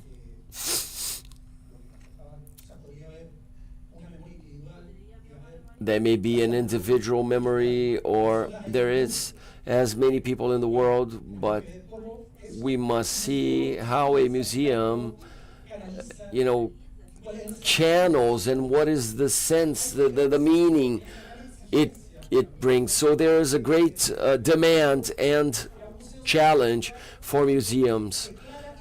So you cannot judge a museum for what it declares it's going to do. As an institution, a museum has a mission, a vision, and goals in general. This mission must be very well defined and precise regarding true possibilities and abilities, real, concrete. And this is how we demand. And you say, look, you say that in your mission you'll be active in your community and participate. Are you effectively delivering this? But there's a distinct way of seeing this. Diversity, for instance, the various ways as museums manage, they are platforms of management of wealth and assets. From a museum, things happen, and a museum promotes this vision. It must be a facilitator, act as a mediator, the way we interact with community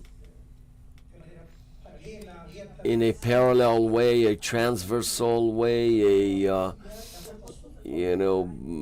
real-time way regarding its territory, its issues, its problems, its challenges. Again, about Chile, 25, 30 years ago in small towns, there were no movie theaters, there was no internet. So museums, played this role to bring culture. I mean, then we had VHS, the video cassettes, and what is that fun? Is that boring? What about it? The thing is that museums understood that a certain community had a certain need and tried to cooperate, tried to help out in any way they could. The same thing happens with information management. When I grew up, I went to museums to copy the biography and of authors and artists. There was no library material I could copy. Today, right now, you pick up your phone and you have someone's life in your hands. which means information management, which is vital, and a museum manages information all the time, the most updated possible. This is an immeasurable challenge, but there is already an open challenge. No one goes to a museum to search for information. They go online on their phones. So museums face new challenges from now on. We work with a different aspect. If you wish to improve quality of life in a grain of sand, we must see how museums must improve. I know it seems crazy, but it's true. So we're speaking about sensible and sensitive education. Through data and information, people come closer to subjects from a sensitive point of view, and that this may bring them to ask questions. And museums' obligations are not to give answers. Our job is to make people come up with questions, generate dialogues, which will continue in their schools, homes, and small groups. This is the challenge. When a person goes to a museum, sees an event, and motivates themselves to go deeper and learn more about that. If an exposition about water and stuff like that, and then, there's a great advancement when they go home wishing to know more about that. Regarding diversity, when we must be more empathetical with the next of kin, how do you measure that? How do you evaluate that? It is not as easy as it seems. Technically, it's expensive. Museums have much more quantitative statistics and figures than qualitative ones. So this impact is less measured than we wish. Like I said, it has to do with the community, society. So this universe we work with nowadays, this is what we face in the 21st century. Many needs, many challenges which change every month. We have just come from Valencia in Spain, which last year held a great museums meeting, and today we think about security, safety in museums, and its assets. So museums, the bottom line is that they are an opportunity. Please remember this, which are in the hands of those who work in museums and also in the hands of communities.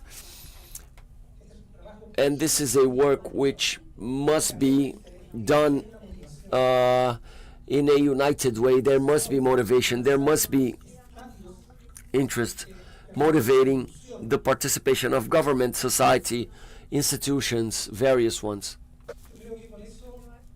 And this is what I would like to bring to the table today and to bring to you in a more generical way. And it has to do with the two previous experiences. So thank you kindly.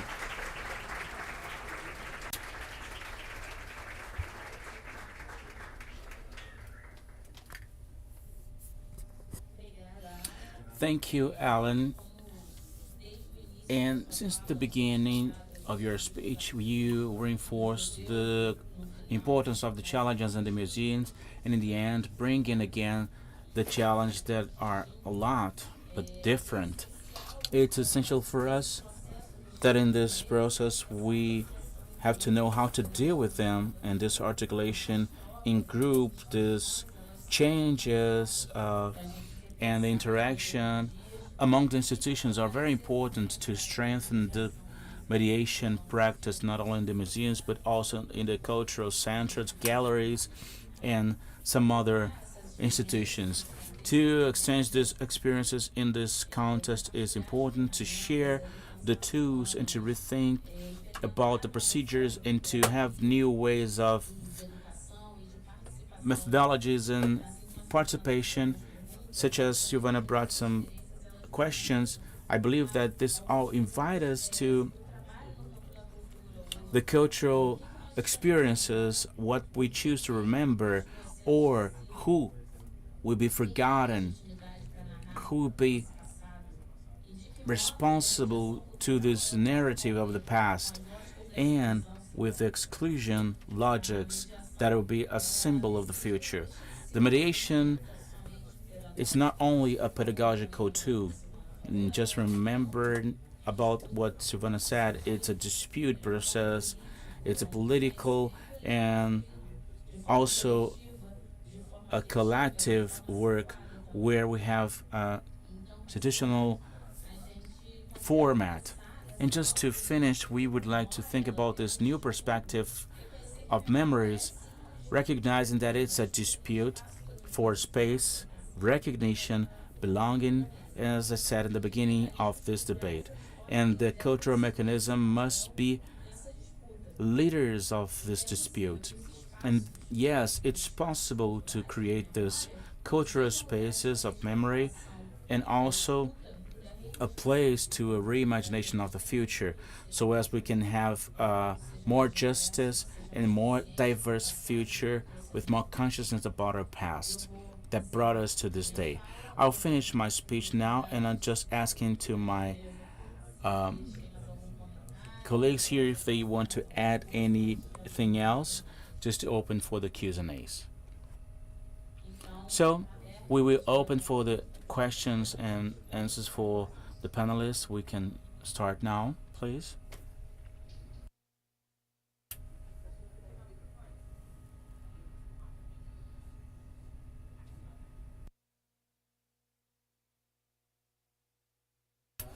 So good afternoon.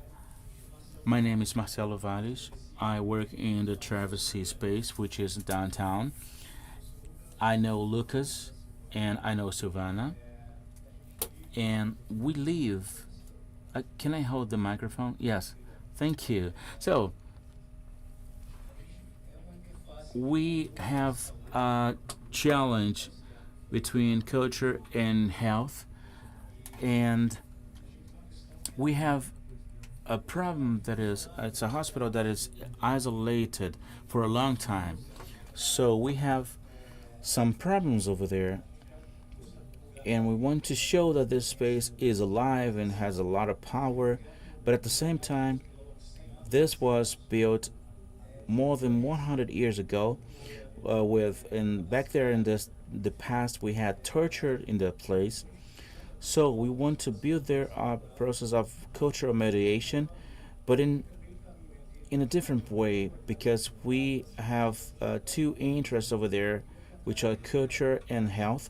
So I just would like to understand, how can we build this interface with some other areas that are beyond culture, and also to try to take more people there, because they were only there obligated, but now we want people to go there to know the story of the place.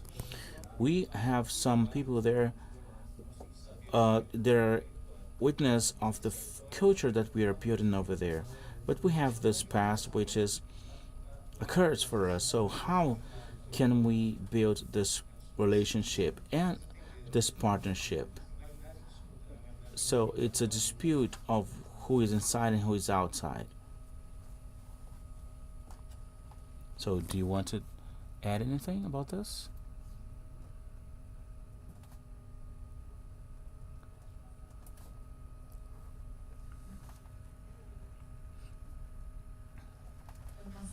So Marcelo, good afternoon. So Marcelo said we know each other, and I know the space. I was a resident in that space in the past. I believe we have many challenges in multiple stages. We know that our imagination is important, and it's present in the territory, but it's not only there. The society as one knows what is the meaning of that place. Here, for example, I don't know, we have lots of students here. Anyone here in the group of students have gone to any places like this before? Yes, we have someone here. So, were you afraid of this place, or did you have any problem with this places? Yes, some of them yes, some others no. It's important to see that because, as you said, we must be aware about this feeling. The fear is a kind of feeling, and when we're talking about this kind of places, we must know in advance what are the feelings involved. Some of these feelings are heritage, but some others are created during life. I was wondering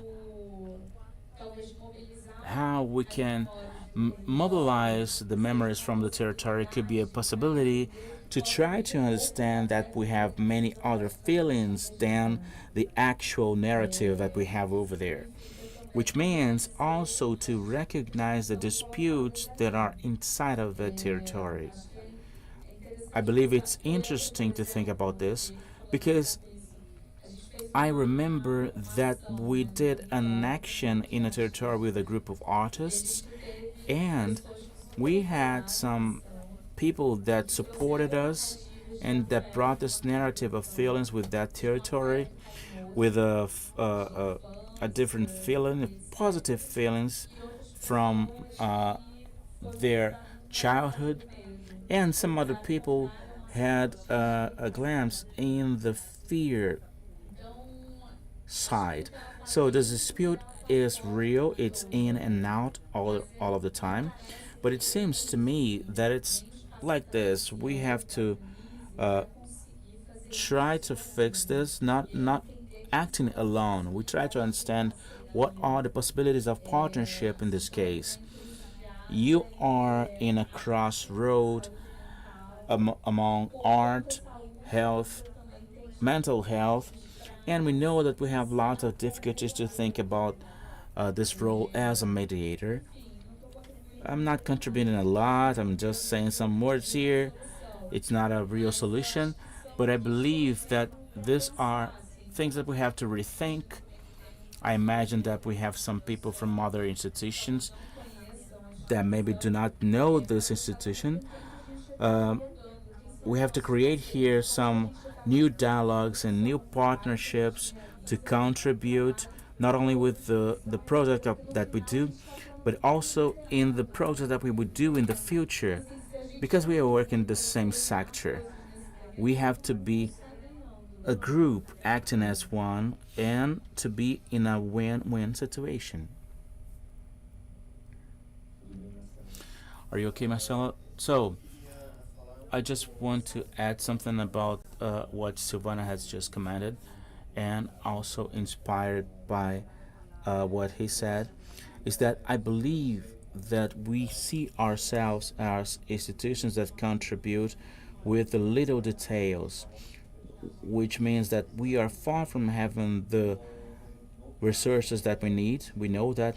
But in the case of the museum, to have these barriers of active cores or to be part of this partnership helps a lot to find some solutions that we have no idea that it was possible. We had some diverse experiences, and here I can remember two very good examples to be put on to add to the situation to reflect. One of them, there is an institution called IBAC in São Paulo that works with some communities and libraries. They work in a different region of São Paulo, and they work with some libraries with access to literature, and they could not find any space. They fought for a long time to try to find a special place, and the only place that they found was a place next to inside of the cemetery. So there was prejudice against this place, even because you are entering to a cemetery to access a library. Imagine that situation. So these young people from the community, they had some conversation and understood that the concentration of the population were in the basic unit of health. Lots of people used to go there, but no one would could go to the library. So with this partnership, they were able to uh, have the doctors as partners. The doctors had to use in their prescription medicines and also books. So people needed to go there to deliver this book. And then they started to have this project that started in an ODS. I believe that it was a very good partnership with the health department institution. Another example regarding to the visit of territories, we had an exhibition that it's on for a long time, which is a Cordell Lives based in our archive, transformed by the literature of Cordell. And this exhibition now is now in Recife, but we have an obvious situation, which is money. Some of these people do not have money to take children there, and then the solution that we found is to go to the schools. And with this idea, we started to have this exhibition inside of the schools and talking about this project. This, in a certain way, changed the way professionals of the education sector to be part of this group. They were able to take the students to our space after that first action. So maybe when we have the possibility to do this kind of partnership, it's good because you can show the possibilities, and maybe we can go to the public in a first moment. But once again, we have some possibilities because we understand that we have some diverse possibilities. It's only a kind of contribution to you. Anything else? Any other question? Okay, it's over. All right, so I'd like to thank you once again. Your participation, Silvana, was a pleasure for me. Alan, very good to have you here. Lucas, thank you for your participation here. And thank you for the audience to be here. I think you are having a very good afternoon. I think it was a very good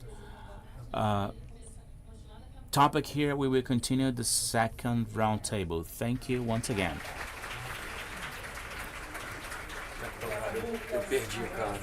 Thank you, Lucas, Priscilla.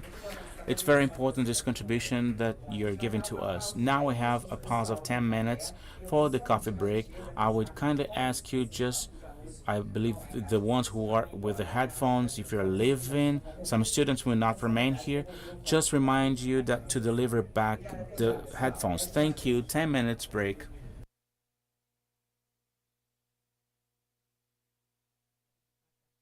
Esqueci. Ah, você já fez? De todos juntos? Ah, então já foi. Mas você quer aqui no palco?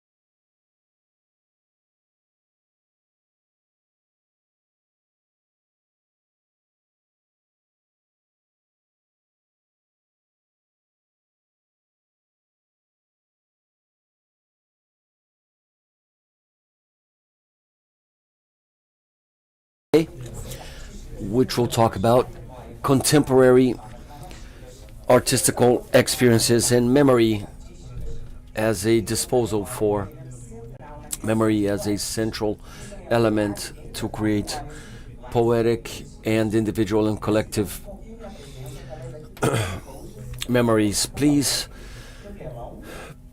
register your presence here today with us through our QR code on our screen, which is available here.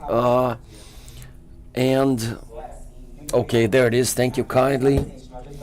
Those for you who are here today with us in order to receive your certificate of participation. So, opening this panel to the stage, I would like to invite a great artist of ours who has been to Norway, South Africa, and Brazil, in France, the US, Argentina, and various museums, amongst other. Please, to Miss Aline to the stage.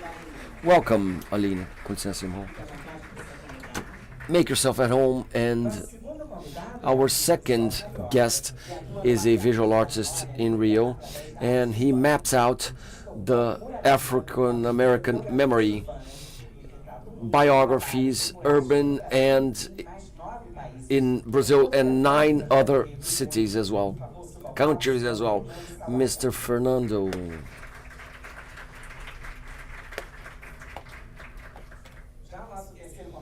Our third guest belongs to the Cacriabá in Minas Gerais indigenous tribe.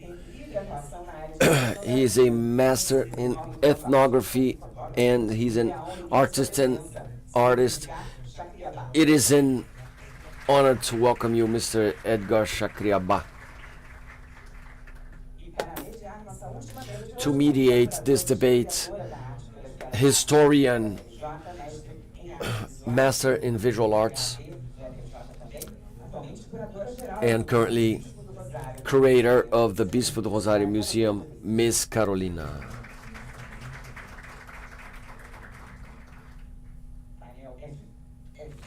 You have the floor, and good luck to all of us. Enjoy.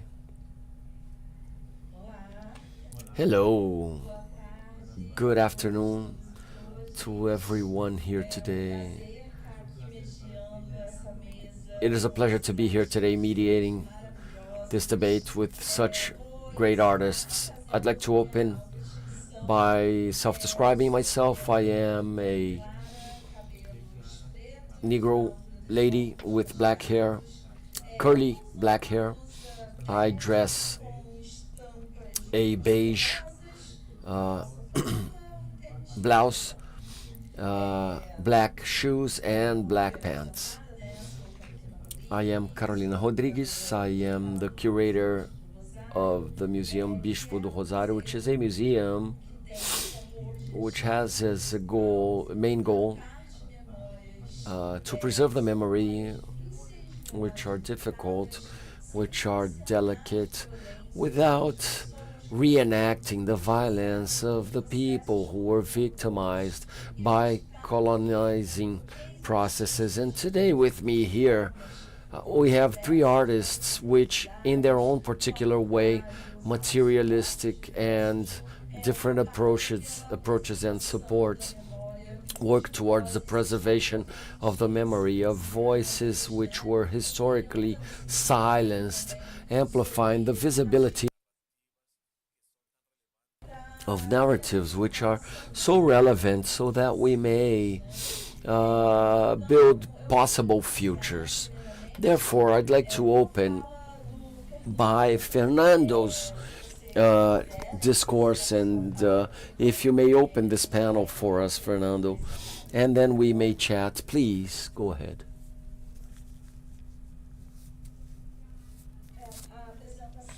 Correct. Fernando's presentation, please. His slides. Where is the clicker? There you go. Here we go. Good afternoon, everyone. It's a pleasure to be here today, sharing this space with you, and as well as a bit of my artistical path. My self-description: I am a black man with curly hair. I dress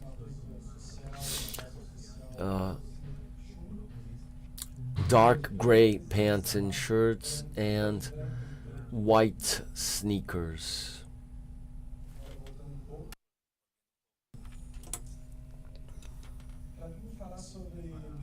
For me to speak about memory, it is only fair to talk about my own life, not in a way which is egocentrical, but trying to understand the world and the way I live, what I think, what I do.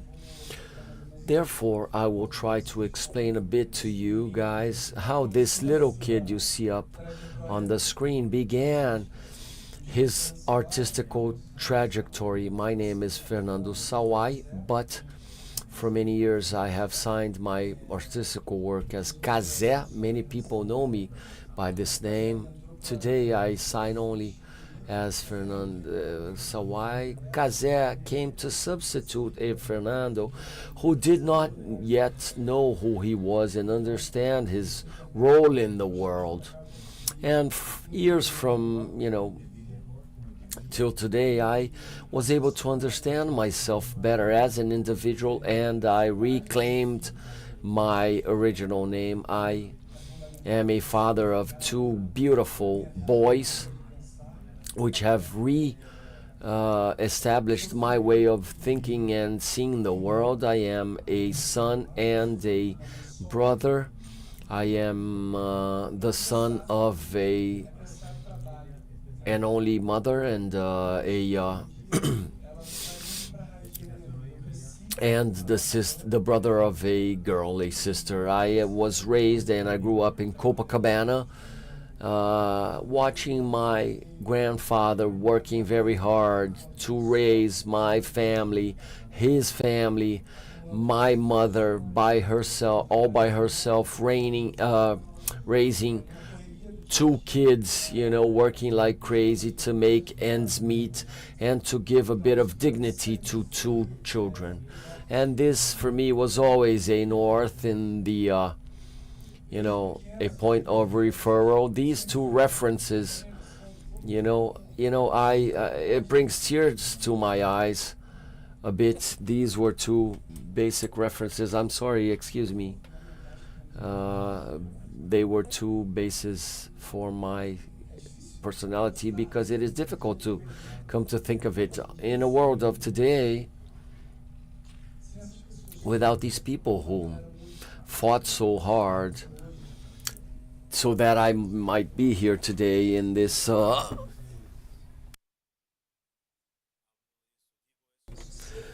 because I began to work early as a kid. I had a privileged childhood, a good neighborhood, and I always studied using scholarships. I had to work ever since I was a kid, doing jobs here and there to earn a bit of money and to help at home and to help bring food to the table, to help ease the burden of my mother in a way. And this financial relief came through volleyball for me. Sports played a major role in my life, and then I lost my scholarship, and I moved to the neighborhood of Meyer to study. And this crossing of this town of an hour as a 13-year-old, the 457 bus at 6:15 a.m. every day, to help my mother in any way, help ease her burden. And then I got a scholarship for sports in that school. But this school played a more major role than the one in Copacabana, because it was in Meia, the northern area of Brazil, of Rio, which gave me a different point of view of life and of town. And so this crossing I did every day of a young black man, youngster, who dressed his uniform in order to not pay the bus ticket, was major and played a major role for me today, for the father I am and the artist as well. You know, you see life through the window. I mean, you know, you need to spend a couple of hours every day in public transportation to understand the difficulty to move around a town such as Rio. So we're talking about environmental racism. So the distribution of these bodies throughout town and the city, you know, they move around to raise society as a whole. So thinking about this is basic. So sports was my first job, my first profession, informally perhaps, but it was played a major role for my life as an individual. And I began to, you know, draw through the walls of town ever since I was young, and this was quite difficult because public art is still very questioned. It has always been very questioned ever since those days. And then my mother, you know, she feared for me. She didn't understand quite well what I did, and then she threw me into a social project in the neighborhood of Nova Iguaçu, in São Miguel, the neighborhood, and it was the house of the youth for the youth, São Miguel Arcanjo, which welcomed children, you know, to trial them for the Padre Severino institution. And this project also was vital in my life because it was my opening for arts. Back then I was 14, 15 years old, you know. I carried my bag of paint of different colors and hopped on a bus and went down there. And during quite some time, it helped me. This is a photograph on the Baixa do Sapateiro, a classic place in Rio where I taught a graffiti workshop.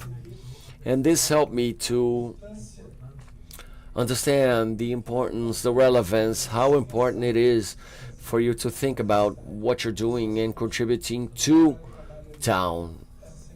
So this seed was planted back in this beginning.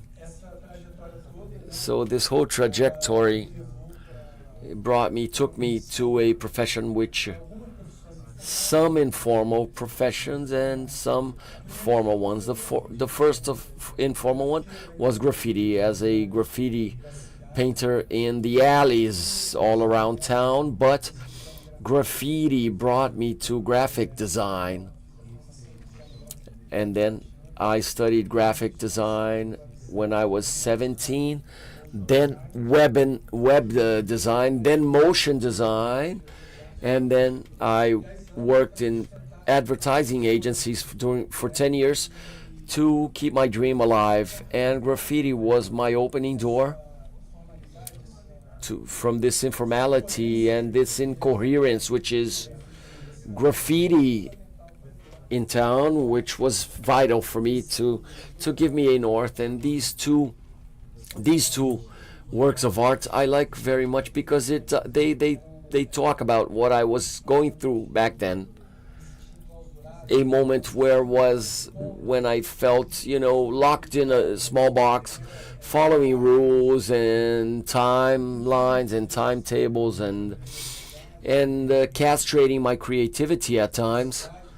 And the city always playing against you, fighting against public transportation, going back and forth. This was a job I did at the Nise da Silveira Hospital. It was the crazy hotel times, an important landmark in Rio's art period, which speak about black bodies and vulnerable people who were questioned most of the time. And for them, it was imposed places and situations which are undesirable, and unfortunately people were able to escape from situations of vulnerability. So this is where it all started for me, my journey, my march. And during these years, So we're talking about 2013, 2010. You know, this is the little beard man is a I entitled myself Kazé the artist. This is a character I created which expressed very well my artistical thought, my visual artist thought, and I went around town with this art character, and you know, I faced violence and had a gun pulled to my head a couple of times, you know, questioning, you know, our everyday life in Rio. And in 2016, I decided to turn the page and to develop the project you see here, 366 Barbudinhos, which is the small beard men, where I drew 366 of them differently, exploring different techniques and languages, as you may see up here, and questioning myself as a worker of art, you know, and carrying a heavy burden as an artist, you know, while a motion designer, a graffiti artist, you know, a project developer, I was art educator, I was a teacher, art teacher at one of the Sesc schools, and so this project followed me during all these years. So we have layers and layers of an overcharge, a surcharge amongst, you know, a heavy burden on my back, so that I may continue alive, continue, you know, breathing and feel alive within this artistic space and area. And so these are memories I accumulate throughout the years. This is my luggage I carry, so that which bring me here today, not only just coming out of the blue and sitting down here. There are many good layers, bad layers, which make us who we are today. When you come to think of art and memory, it is vital to remember who we were, what we did, and to honor this is vital. Our roots, our story, our history. This is a bit of the andarilho, the loner, the drifter. This is a character who, you know, protected himself from the sun every day. Summertime in Rio de Janeiro, walked all around town. You know, these were kind of 100, I counted for over 100 of these characters throughout town. And through this character I also created. This was the one who brought me abroad to foreign countries. And for the first time I flew on a plane and I met a different country. And what most motivated me and drove me back then and made me happy, which was getting to know the first Latin countries. So I was able to visit Machu Picchu in Peru and to know a bit better and more about this familiarity we have with our brothers, our Latin brothers, Latin American ones, to each country I visit. And you know, I come to see how unique we are, and we have the same roots, we have the same ancestors, and I understand more and more that we are an indigenous territory and land, and this racial and historical reparation, rebuild, if you will, which is debated and comprehended and sometimes uncomprehended in times where all we talk about is technology. It is vital and fundamental, it is basic, it is very important to keep this space alive. And this narrative I bring to you today of my informality in arts, I brought all this to demonstrate in this first trip. This whole burden I carried throughout these years, my work in corners of town, you know, the presence of black bodies working through the streets of Rio, indigenous ones working through Brazil. It was a reproduction of standards and patterns, the heritage which the white man, when came and colonized us, this is the heritage he left for us. So these are landmarks I registered and through my photography and last for years now. Alongside this whole process, now I talk to you about 2017, this artistical transition, this mental transition, philosophical one. I founded the movement Negro Muro, the Black Wall, with researcher Pedro Rajão, through a perception we have of the absence of black characters throughout town with whom we are able to identify, and make parallels and familiarize and feel comfortable in walking through town, understanding that this town also belongs to us, black people, indigenous people. This was basic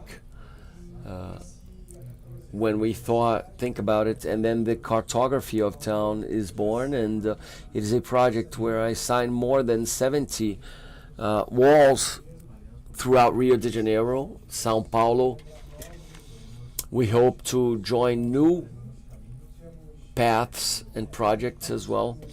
We are part of the subway assets and arts in Sao Paulo now, of the health ministry, with the story of Dona Ivone Lara, another great musician in Brazil from samba, and 5 in Brasilia, our nation's capital. You are welcome to visit them. And when I kicked off this project, which is very important for Brazil's history, I think once again about trajectory and memory, and how to preserve these memories. And we pay reverence and we pay homage to the beginning, middle, and end of this story, and think about where these original characters materialize, are born, how the Negro population moves through this space, how it found its way, and where it landed finally in the end. And Fernando as well thinks about these ways, and I am very happy with how this project played out. I'd like to invite you once again to get to know it better. I believe it'd be vital in the building of an anti-racist society. And then here you have, I began to talk a bit about my individual research, which is the deepening, the beginning of this, in Peru, of this new march, this body which crosses Brazil towards, having as a destination my first Latin American country, in order to make the worker a protagonist of their own story. So I began to think about back there of the moment I, growing up, looking at, seeing my uncle selling sandwiches at the beach, my mother selling clothes up and down. So this pattern of images, and why did this come to my attention? Why did I photograph these people? So I begin to bring about all these bodies to my individual narratives, and I began to pay closer attention to whom are effectively these protagonists in the corners of the town. I love this first work of mine. He's called Zão, a character which I painted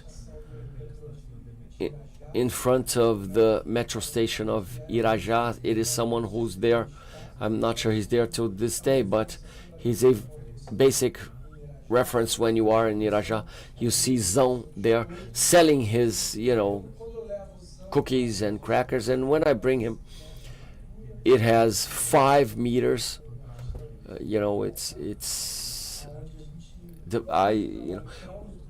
We did this painting for the metro system, but when you question our subway system as well, why can't these workers, sell their stuff and merchandise inside their products in the subway? And they are there every day. They come and go, and they use transportation as their home. Transportation becomes their second home. So, this is what I try to bring to the table and question in this work, And then I have this series of musicians as well, which speaks a lot about this informality of the musician and this cultural forgetness, if you will, regarding the performance of our Ministry of Culture right now. And then we are about to rescue this right now in Brazil, regarding, the size of our country and its potential. And when I look around Latin America, other countries are much more advanced than we are.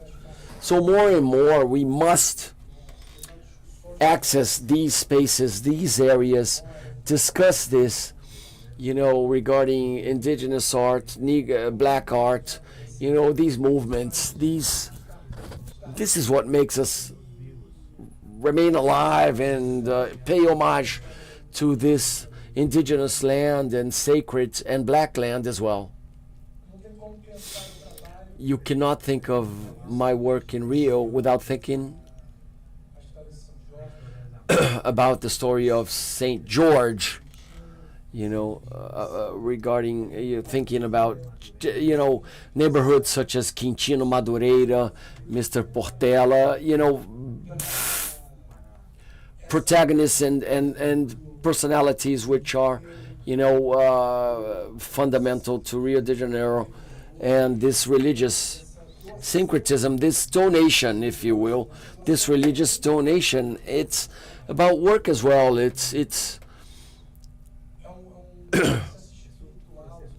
a spiritual process which is very, very strong. It's the day of paying homage to St. George, which begins on the day at midnight at 0 hours, and everybody comes together and marches towards church, distributing themselves in the northern region of Rio, having only one thing in mind, asking only for protection to their everyday life, asking for dignity, praying for a humble financial income for their everyday life. So there's no way to think about these people's biographies without thinking about religious syncretism, the adoration to images, and the force these people have. This saint, this blessing, carrying Saint George in their chest, as Mr. Portela you see on the photograph. It is not vanity, it is faith in a better world and in better days. So I believe firmly that these images, they are not cliches, they are vital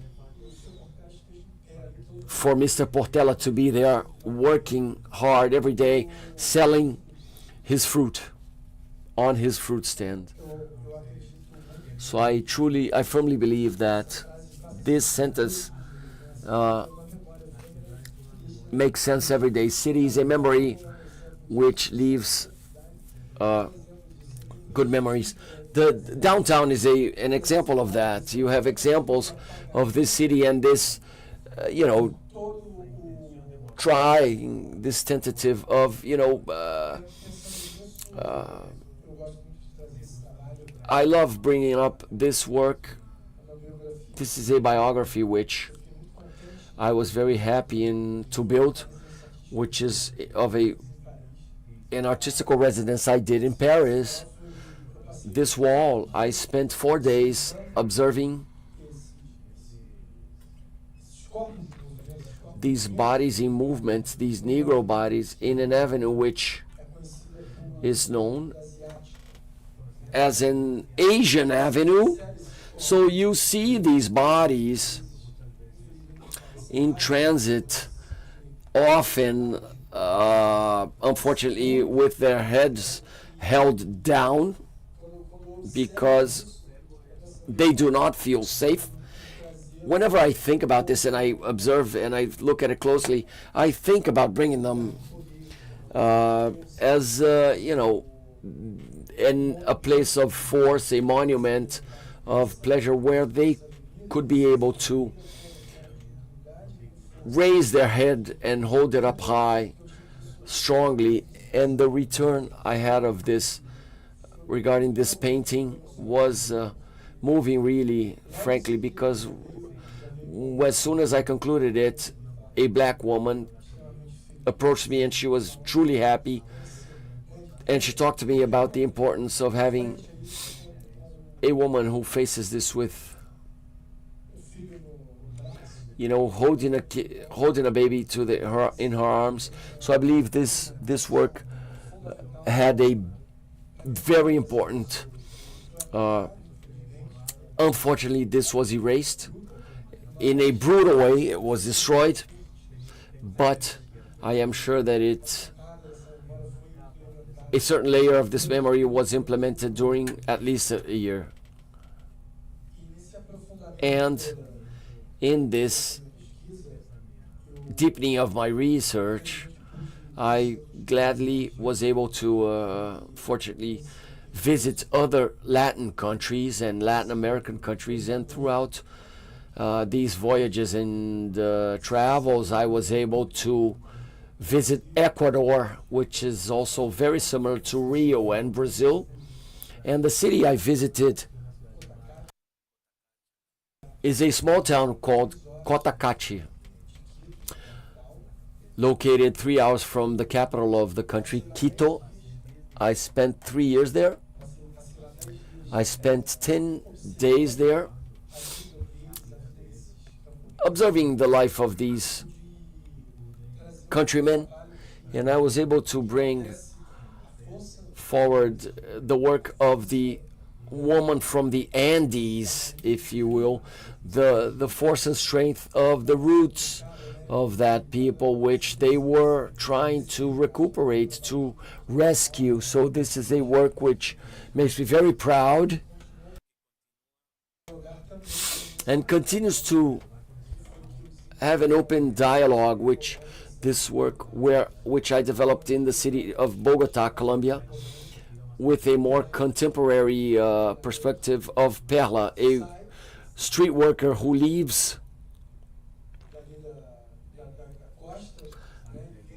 the coast and comes to the city of Bogota in search of dignity and her everyday life in the corners of the city.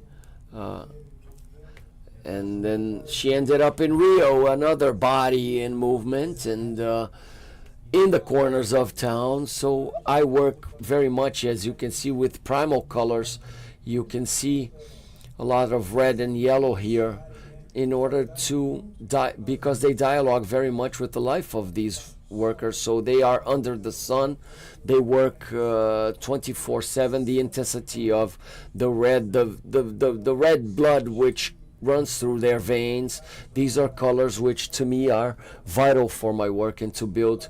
This was a work in Venezuela where I had the chance to meet the fishing of sardines in the Venezuelan Caribbean, and where I could understand more about the importance of this technology, of the collective work, and how this collective work is vital for the development of a whole community. So it shows a little bit of this process from the beginning, the arrival of the box, the fishing of the sardines, until the sardines in the lives of these people. Sardines were vital in these people's lives in a period of intense scarcity which Venezuela went through.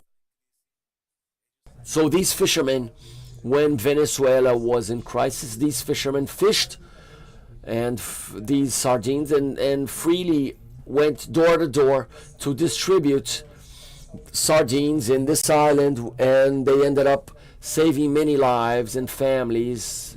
Many families thanked me kindly very much for this work I did and this rescue of memory of these vital figures in this territory.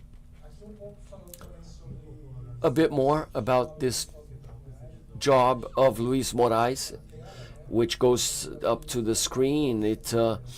This painting is located behind, on the back part of Central do Brasil, our great train station downtown. So this is what everyday workers get there and go about their lives. This is perhaps their second or third trip on their everyday work. So I think a lot about what is the heritage which the colonizing white man left to us. Formal work, exploration, informal work, in unequal social structures, and gentrification.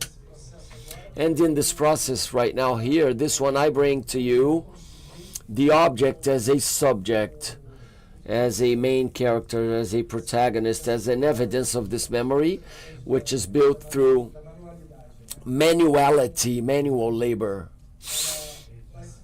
So this materializes through this process.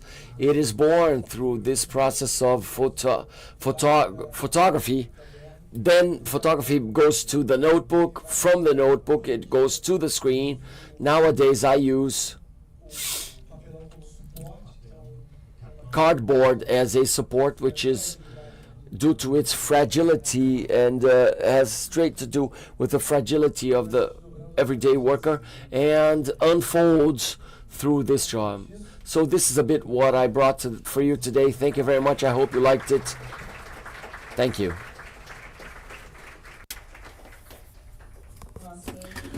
Wow, that's a lot. Fernando, I know that we are marker to getting in. We were able to talk about your presentation, but I believe it was a very generous presentation and you had a lot of things to share. But you started talking about your journey and how your individual story helped us to access this collective memories. And one thing that caught my attention was when you brought this body that spent hours in the public transportation. And from your work, you not only have a privilege of the memories and stories of these bodies, the people that are spending their time inside of this means of transportation, and they also have the goal to destroy the subjectivity. And you have a double process here, because you are with the mediation of these people with the memory when you bring these images to a public space, and also have this privilege of with these individual stories. So I was here thinking of it because I work in a museum, and I was thinking, how can I change the space of my work in a space where people can see themselves, or where they can develop a relation of belonging. But you go back to the spaces and you think of how they're going to develop the belonging relationship with the city, with such stories considering political issues. It wasn't stories made to be recorded, so it's a very generous work of art. And these are stories and memories that have been living in a daily basis. So we will separate a little space to talk about this, but I just would like now to invite another that I'm always checking her art, which is a very good benefit about these memories to that suffer about the leading process, but I'll let her tell her story to us. Aline, please, it's your turn. Hello, good afternoon. My name is Aline Mota. I'm a visual artist and also a writer. I will need this to my presentation, so I'll just rewind. Okay. So actually, I have to describe myself. I'm a black woman with black hair. I don't have a haircut since 2019, so it's my original hair. Later on we can talk about this, why I don't have a haircut. But I am with a colorful cloth dress. I was born in Niterói, in the other side of the city. I am 50 years old and I'll be 51 in December, in 1 month. And today I live in São Paulo, but I lived here in Rio for a long time. And talking about public transportation, living in Niterói, which is a city of Rio, around 30 or 35 years ago, I was a student of UFRJ, the Federal University of Rio. I studied communication, and I used to have one bus, one boat, and then another bus. And then I spent lots of hours inside of the public transportation. When we were in the middle of the way, I was, oh my God, help me. So you can imagine the boat, how many stories I have, because it was 4 years in the college and then 2 more years working in the city. So my life and my art went through this experience of living in Niterói. And since I was a child, I was checking this other city, which is Rio de Janeiro, and I was wondering how it was, and I really wanted to live in Rio. This was my goal. But then when I got my job, I moved to Rio. I plan to talk to you about my first book, which is called The Water is a Machine Time.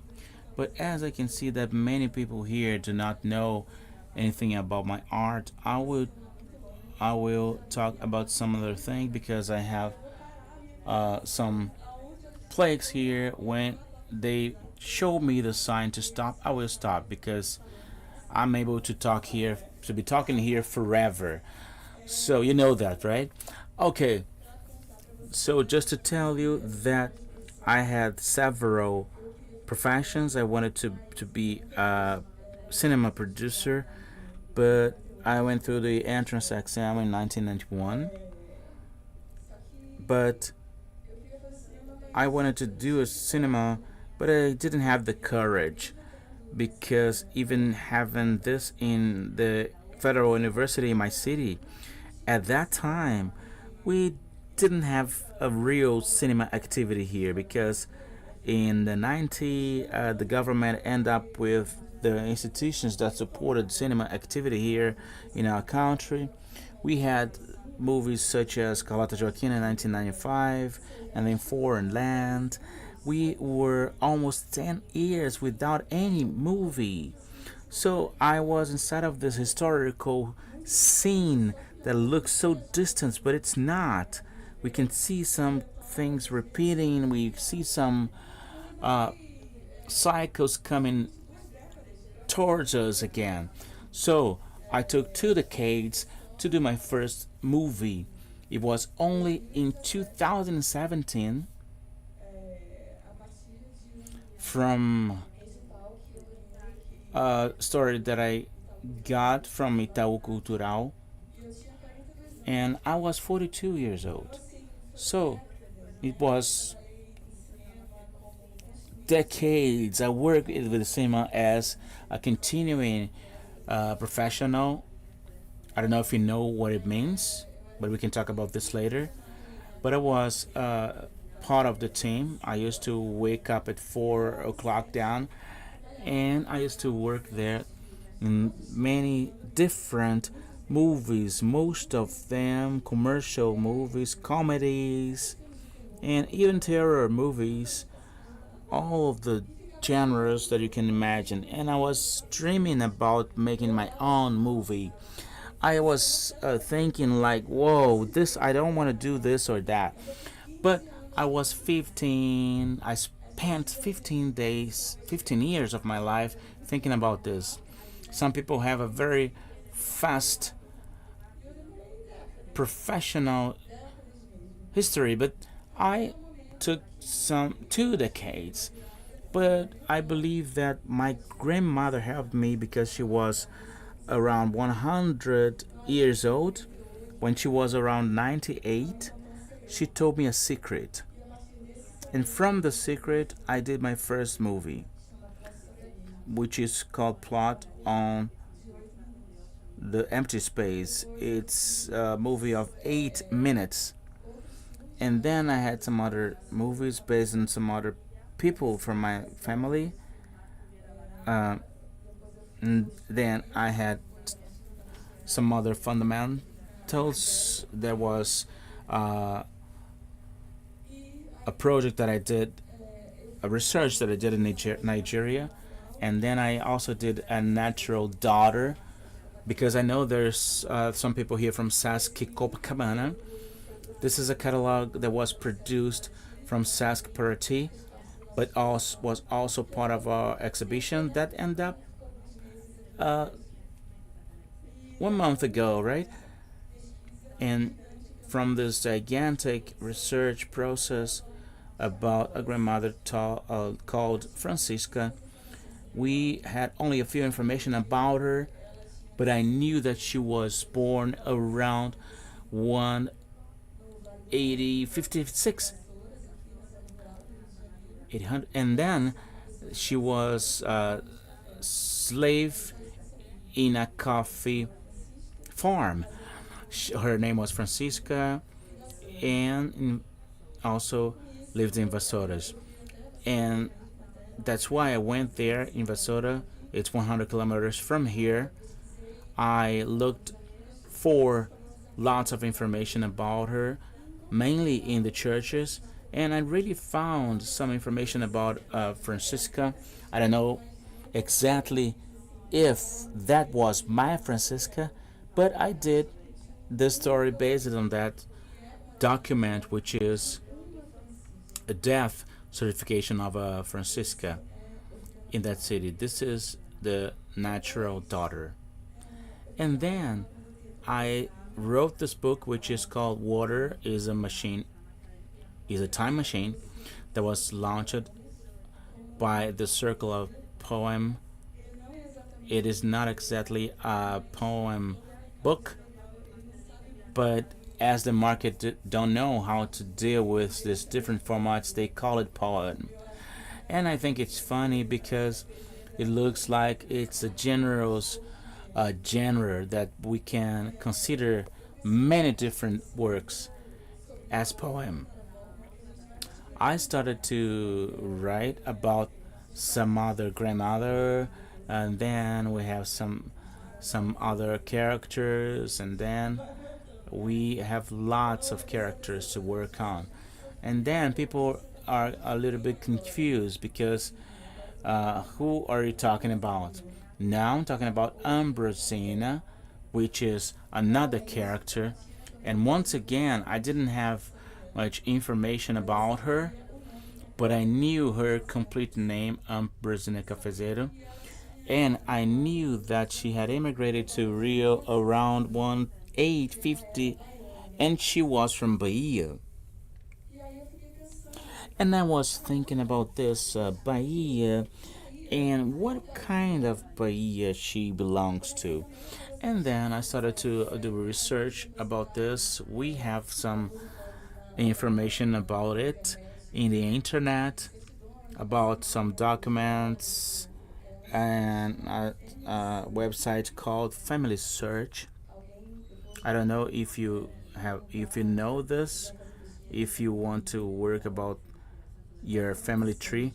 It's a website called familysearch.org.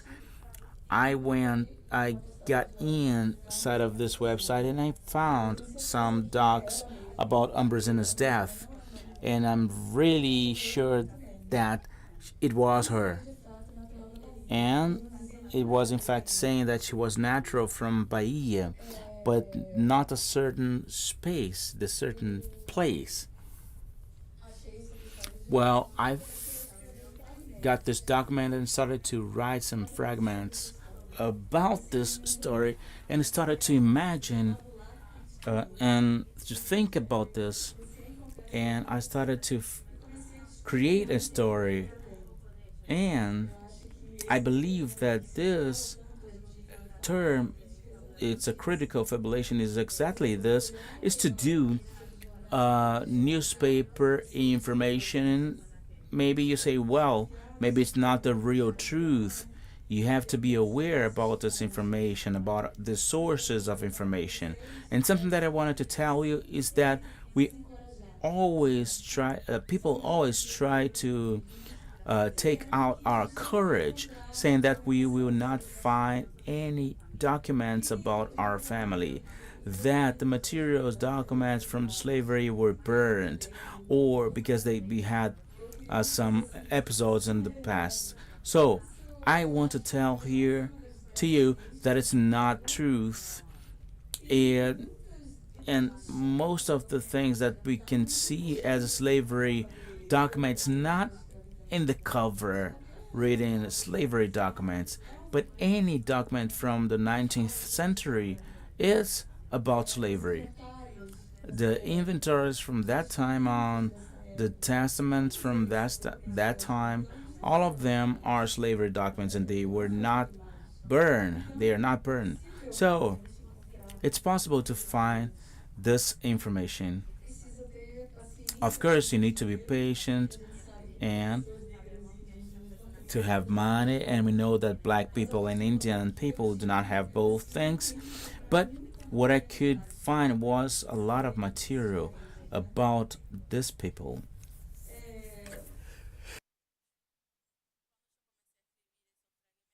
I started to write this in a loud voice.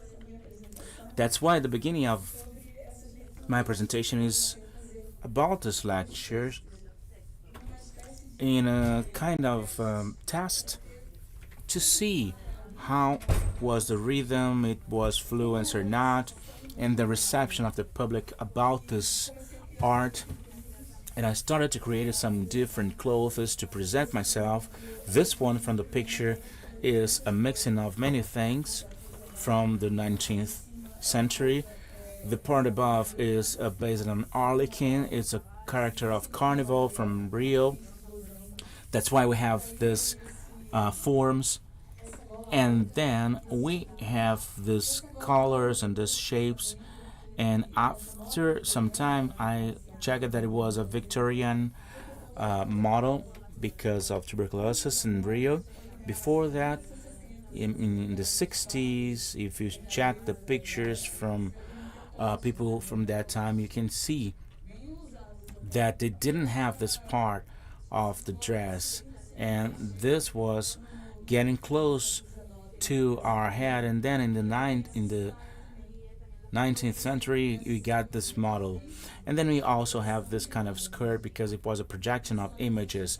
That's why we have this different material connected in the down part. Because of my formation in cinema, I can see art as some integrated art. And this text for me, it's different. And for me, it's something about movie. It's lecture that we do in a live mode. That's why I started to create some different images to create this presentation. It was the first one in 2021 in São Paulo in the Mário de Andrade Library.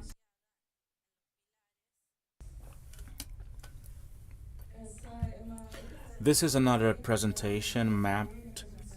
You can see that we mapped the windows, and I'm seated in the back. It was a presentation that I did in Asia, and it was in USP in São Paulo. This was a launching of my book, and you can see how these images are different. I'm here wearing a different dress. It was an unused dress. I didn't create this, but for a time I started to pay attention to my clothes in the presentation. So this second one, it was a little expecting for the moment to appear again. And then I used to do the presentation with this different cloth, but with the same character, long sleeve, and something that has all to do with time. Here, once again, we had a presentation. We mapped this stair, or this modern stair, from Copan, which is a building where I lived. This was in Asia as well. And this one of the most important presentations that I did was in the Bienal of São Paulo. We were able to do this projection over the windows. It was a marvelous image. We had a white material where we could project these images. So then we returned to this dress once again.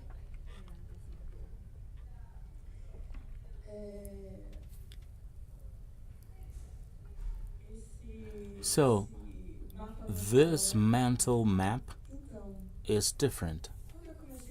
When I started this research about family tree from my family, I had a lot of difficulty to explain to people of what exactly was this project. And then I got some a new project from Moreira Salles Institute, and then I had a meeting, and then I was thinking, how can I explain what I'm doing? And then I decided to do this mental map with all the topics that was inserted inside of my project, and it was a very good idea. We used this map many times. It was reproduced in many other exhibitions, and it explained all the topics that are inside of the book, the most important ones. It was a way to organize myself and to explain what the project was, because we are here considering all the topics. We have my mother here, which is in the center of this map, and we also have her death. She passed away in 2011. I started to write the fragments of this fact and about our relationship, which was a little different. And in fact, my mother and Guanabara's Bay have this importance in my life. That's why we have this title, Water and Time Machine. Water as a representation of my mother to be born, and the time machine that can be the boat that goes from Niterói to Rio. In this left side, you have all the topics from the 19th century that are inside the books.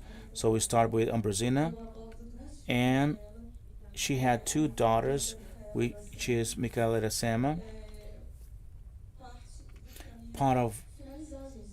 almost I got in the end of my time, so I will try to finish in 5 minutes. But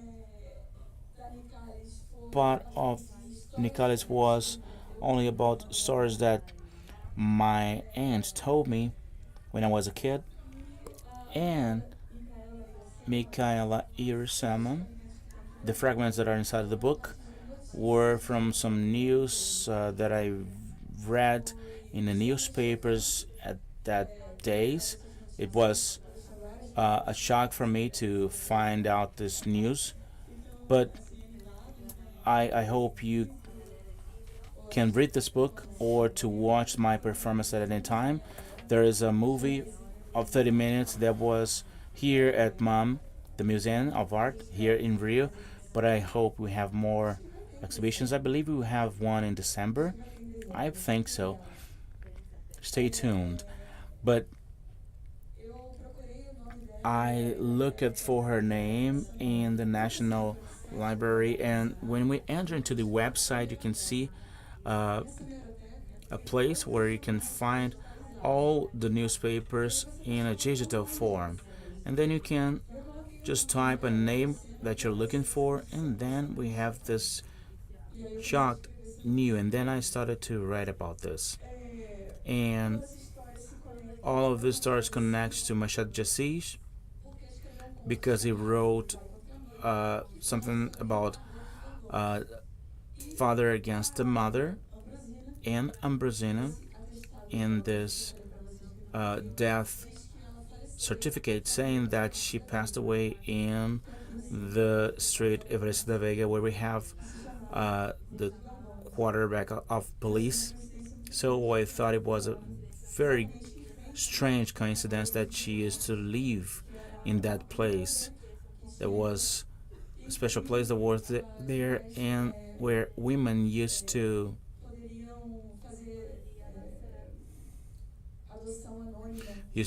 have some anonymous adoption of their babies, because they used to put the babies in a wheel, and it was turned and then played a bell, and then they collect the baby. And because of the dress, she lived in front of this wheel.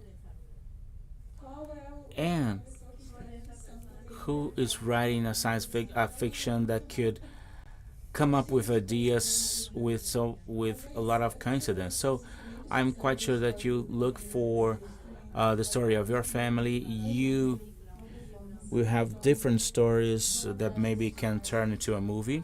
You can look for this. It's interesting because you start to your research, and everybody wants to talk to you, and you are not sure if they are alive or dead. And just to finish here, in the other side, the right side, are the topics from the 20th century. It's me, and I'm writing this book with 5 years old, and I started to talk about my parents, because my mother was white and my father was black. So I was living in a different family. It's not a lineage with 50 years old. It's that child, the voice of that child. So we have all of these topics from children's games and some different scenario. And we also have my mom's diary from 1979, her scholar book from the 60s, and her illness and the time when she died, communication with dead people, and skulls and decomposition of the body. So it's a fragment of the book, every single balloon. Just to finish here, I want to show you here it's all connected by fragments. That's why they call this as a poem.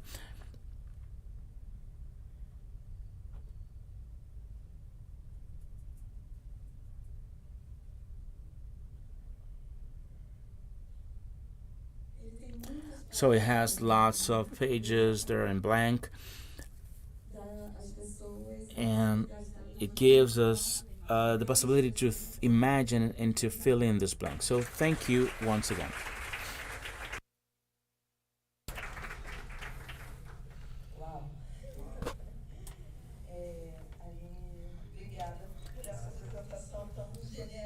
Halini, thank you for your such a generous presentation. I was familiar with your work. I had a chance to see your presentation in Argentina in another language, and your work is very inspirational, inspiring, because it brings about various dimensions with dealing with memory. It talks about documentation. You brought to us something which is no existence leaves behind no documentation or memories, be it material documentation or live one, or this fabulation which is still present in another dimension where you have the possibility to rescue and transform it in a poetical and artistical project. So congratulations for your work, and it always impresses me. Now I'd like to invite Edgar, who also brings memory as a form not only of rescuing the past, but of the affirmation of present narratives. So please share with us your experience, a bit of it with us, Edgar.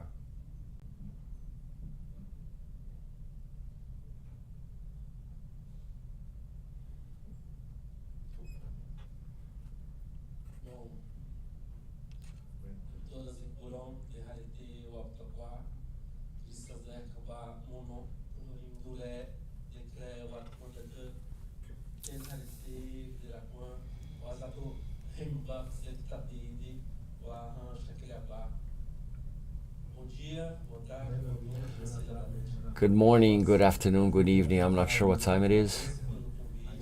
Thank you for your invitation. I am Edgar from the Chacriabá people, the state of Minas Gerais. Most of the people know Minas, but not the desert part of it, near the São Francisco River, in Peroçu Valley. Our tribe is there. This is where we live, we come from, where I come from. I'm very happy to share this debate with you because many spoke about territory, and for us, territory is not only the land, but it may also be that community or even an apartment where a person comes from. So this is seen as that person's territory. That's the reference they have of territory. And for us, indigenous people, territory is very important. It is he who keeps our ancestry alive. And I can talk about my work here, which I call memory activation, which I call it the camera as the arch and the camera as the bow and the image as the arrow. This is the title of this project of mine, where we reflect upon the multiple meanings of the photographical image. And I come from an indigenous territory of Chacriabá, and my master's degree in visual anthropology research was precisely in trying to understand what image for us means.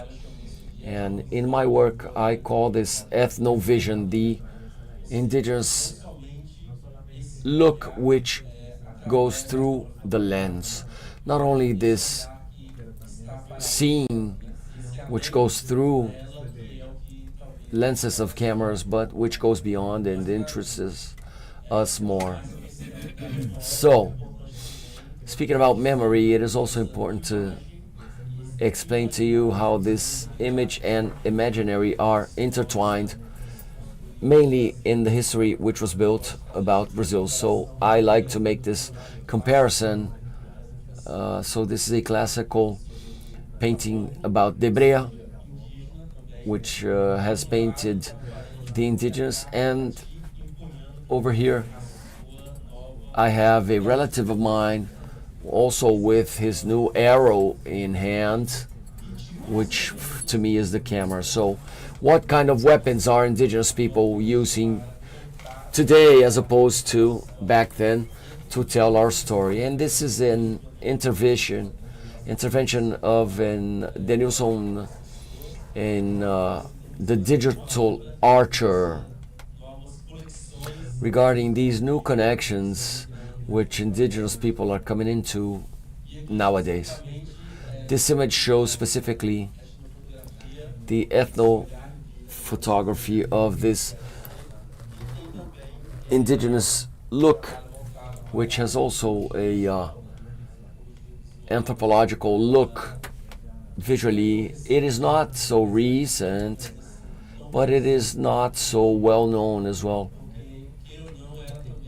as a method, because believe it or not, it is not it's a tentative of writing about a people. Ethnographics, which mean the writing about people. So we have ethnophotography as well, telling the story of a certain people through images and photographs and visual registry.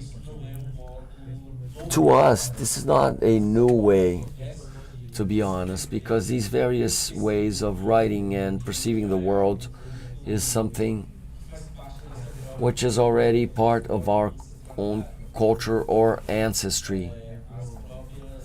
For instance, body paintings are, for instance, an example of a way of writing about and describing a people.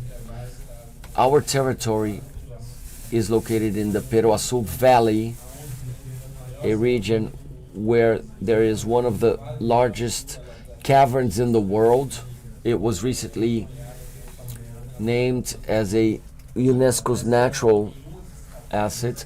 In one of these caverns, there are the famous rupestral paintings. To our people, this is considered a gift from the ancient ones. It is in these caverns where the colonizing white man came, and this is where we used as refuge and hid from them, not to be killed and decimated, which means the spirits and which still live there to this day. And when Chacriabas go through this process, which was the violation, catechization, and rituals, and were obliged and cannot paint no longer allowed to paint their bodies anymore.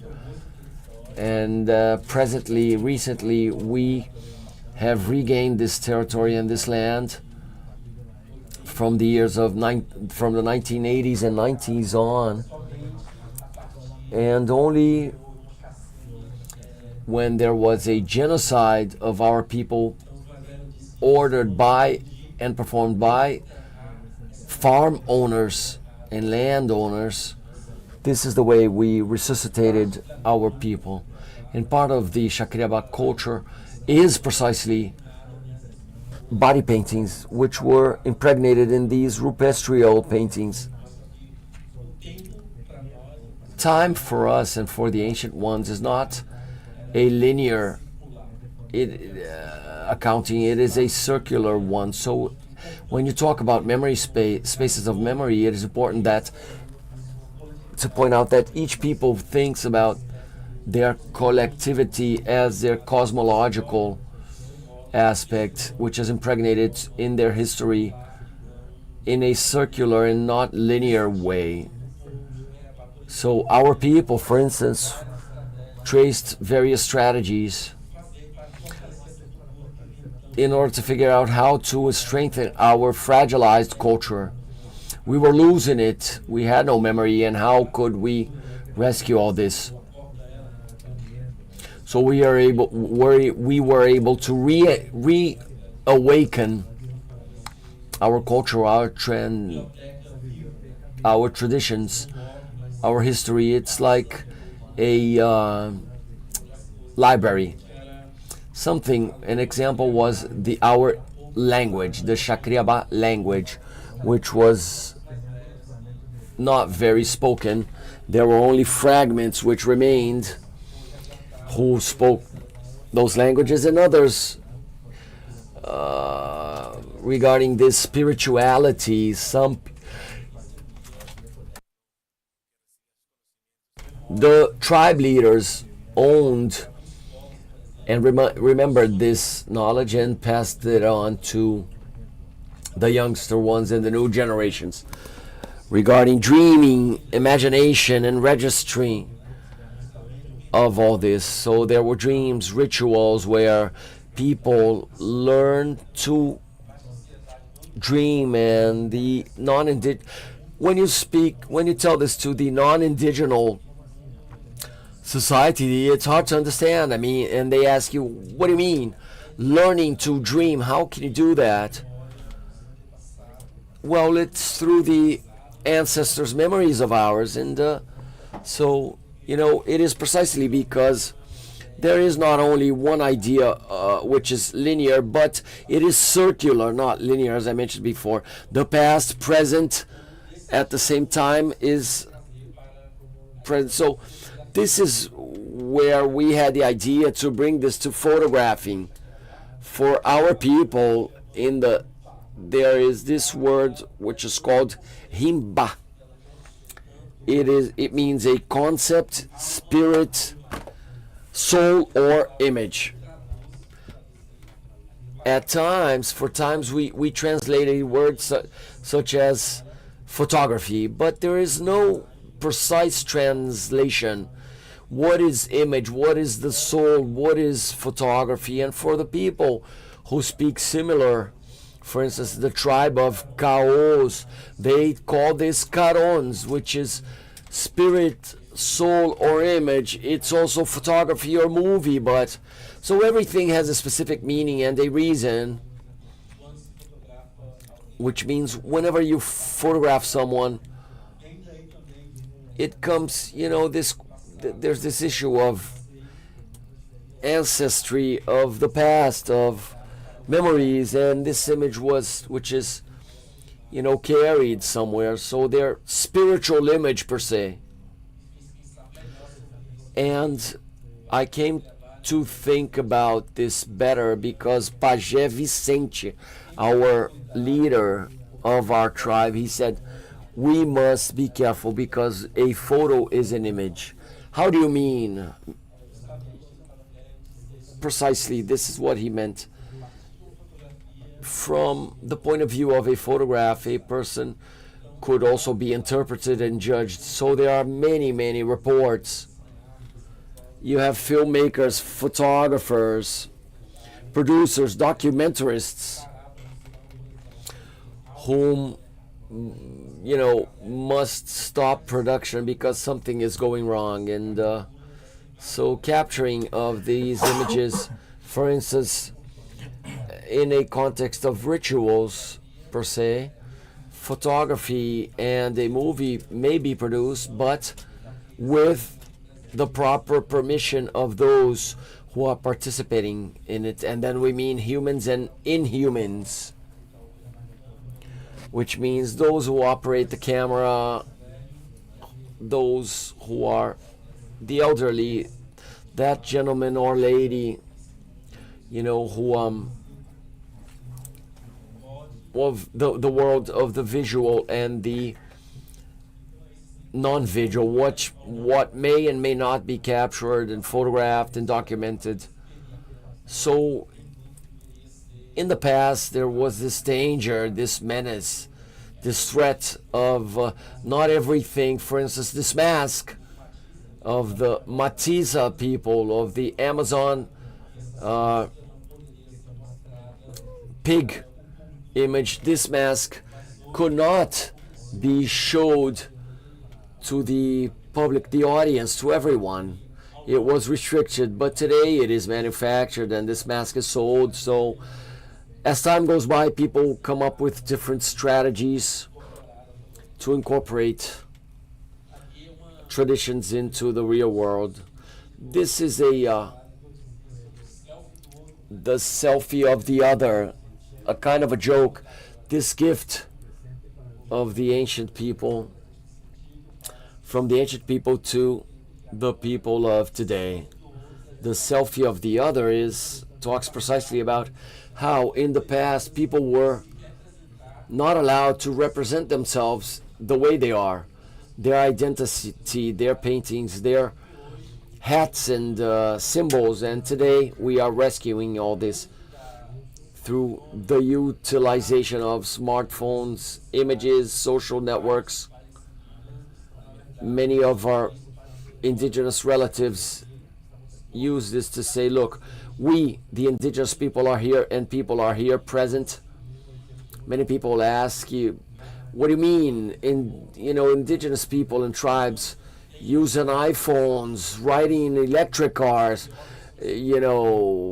dressing brand clothes and shoes and purses, which means, it is just the mixture of times, and which means history, culture changes, history evolves, and people are not frozen in the world. They evolve with that. So there's not only one character of indigenous people. Many of you know, but for the record, in Brazil, there are more than 300 to this day, updated figures, more than 300 indigenous tribes in Brazil, more than 200 indigenous languages spoken in Brazil. This photograph shows a bit of the state and the being and, of a filmmaker, a photographer, a cameraman, if you will. So we borrow, it is I am a photographer, and temporarily or permanently, to be or not to be, it is an interesting paradigm. At the same time, I hold a camera. I may hold another camera, on the other hand, one to film, one to photograph. So this is in the camp Terra Livre Free Land, the largest one in Brazil, where various filmmakers do their paintings, and at the same time they hold this new tool, which is a film camera, besides their dressing their painting their faces and dressing up and so on. This image now, as to how it appears in this process of resistance of the indigenous people.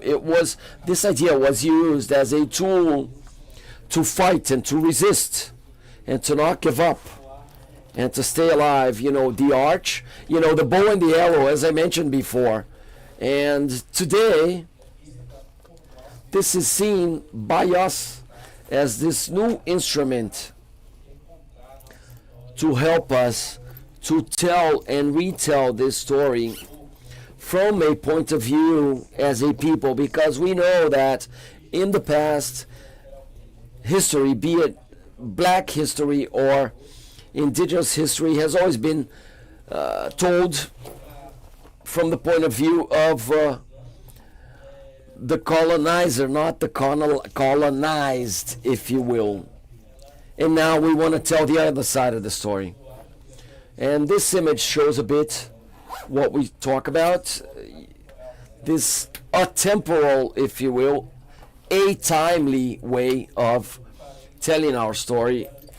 So this is one of my Guarani relatives. He holds his bow and he dresses Star Wars. A Star Wars t-shirt. So another leader of us says that indigenous people only resist because indigenous people have leaders who are performing this war in the stars. Star Wars, this is a wordplay. For instance, this photograph was taken in Brasilia, our nation's capital, during one of our indigenous people protests and manifestations. There was large repression, violence, and the police came on to us, and there was lots of aggression. and our indigenous tribes, went back to them with our ancestral singings, and they sang to the police, now we are going to send you a war of prayers and chants. So at the time they sang that, the first verses, it began to rain in the National Congress, as you see on the photograph, only on that spot. So this was very, very emblematic.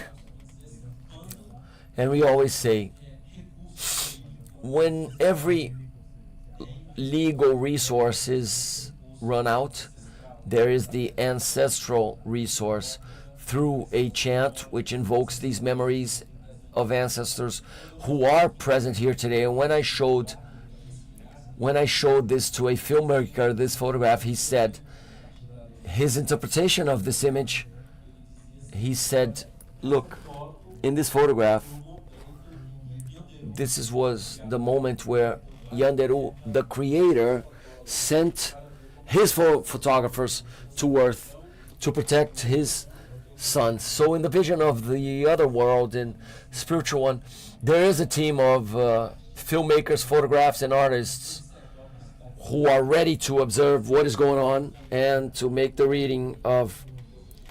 So the other world, the world on the other side, is something very, very interesting, very mysterious, and we transit, us the indigenous people, through these images and imagination, and our memory does not get lost. This is why there are still indigenous people to this day, because the famous cliche phrase in Latin America, they tried to bury us, but they did not know that we are seeds, which means memories still exist. And this rescue various indigenous artists in this context, in territory beyond fighting for land, we must fight for screens and, in film theaters, museums. Sitting down here today, and through this debate, we are also marking land, our territory, staying alive, talking about art, perhaps through a European point of view, try to dialogue to transit amongst these various meanings. These are one of, a few of in the National Congress, as we see, the rescuing of this type of territory which is here today. This was a moment where the indigenous people rescued and regained control of politics as well. So we had ministers, and how regaining this territory is also strategic to us. So to conclude, I'd like to leave you with this final message. It's a bit about this, and for us, while indigenous people, filmmakers, artists in general, we are slowly regaining these spaces also as strategic places of existence. Again, as Vicente said, we must be careful, because a photograph is an image, and things are not distinct, separated. They are connected, they are intertwined. The sky breathes the earth. So thank you.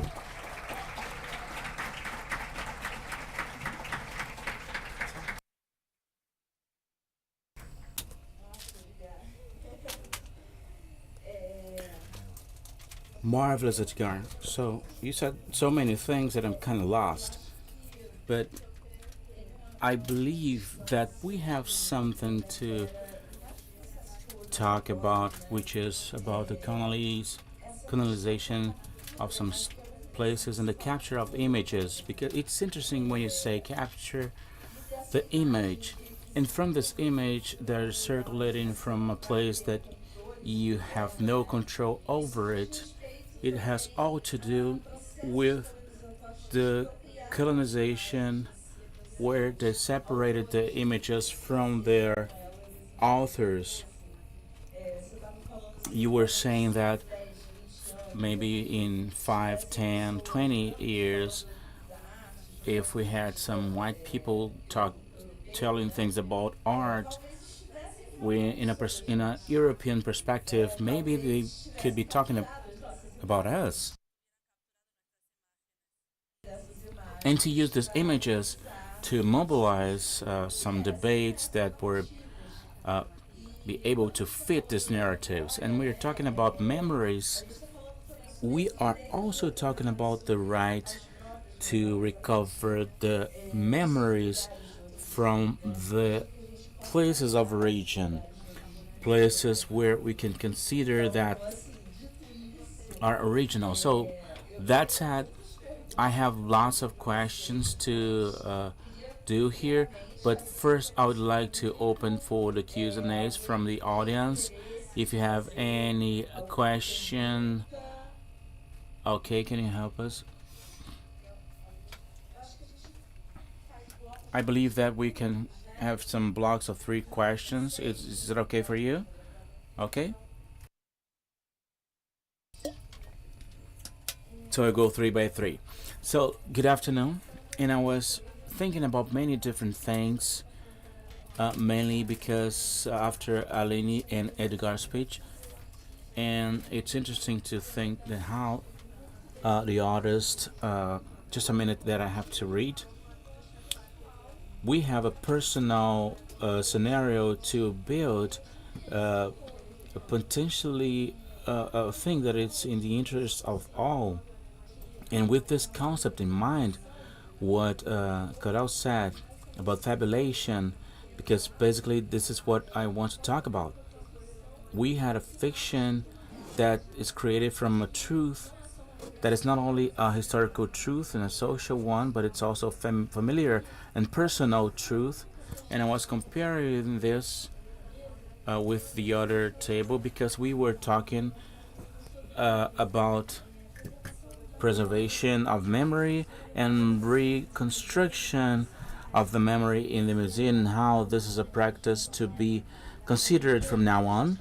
And while we are talking about this practice over the museums to reformulate these memories and to rebuild and to go on, I think it's interesting because in the artist's perspective, this creation of something, it's also a truth. And in the artist's perspective, there's something that takes you to create these new narratives that becomes memories, and that they are a constant memory in being built.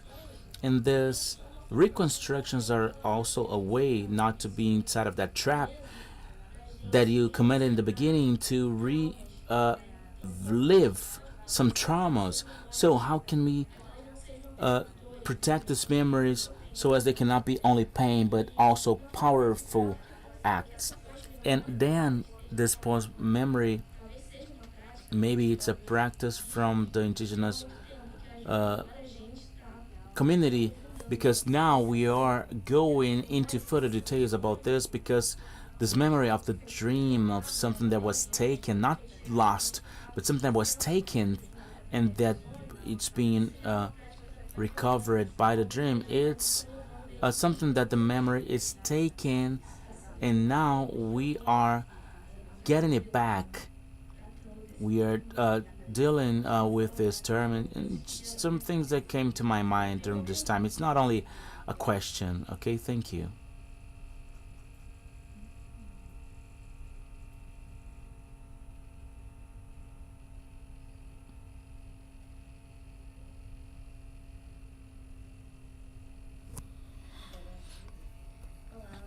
Hello, good afternoon. My name is Samara. I work with history and assistance of culture and cultural mediator. And I have a question. And it's not a question, but it's also a commentary about this lecture that we have seen here in the last hours. I live in Petropolis. We have lots of problems with the urban intervention. So what you said is really important, because we can see some things that are being erased in the city.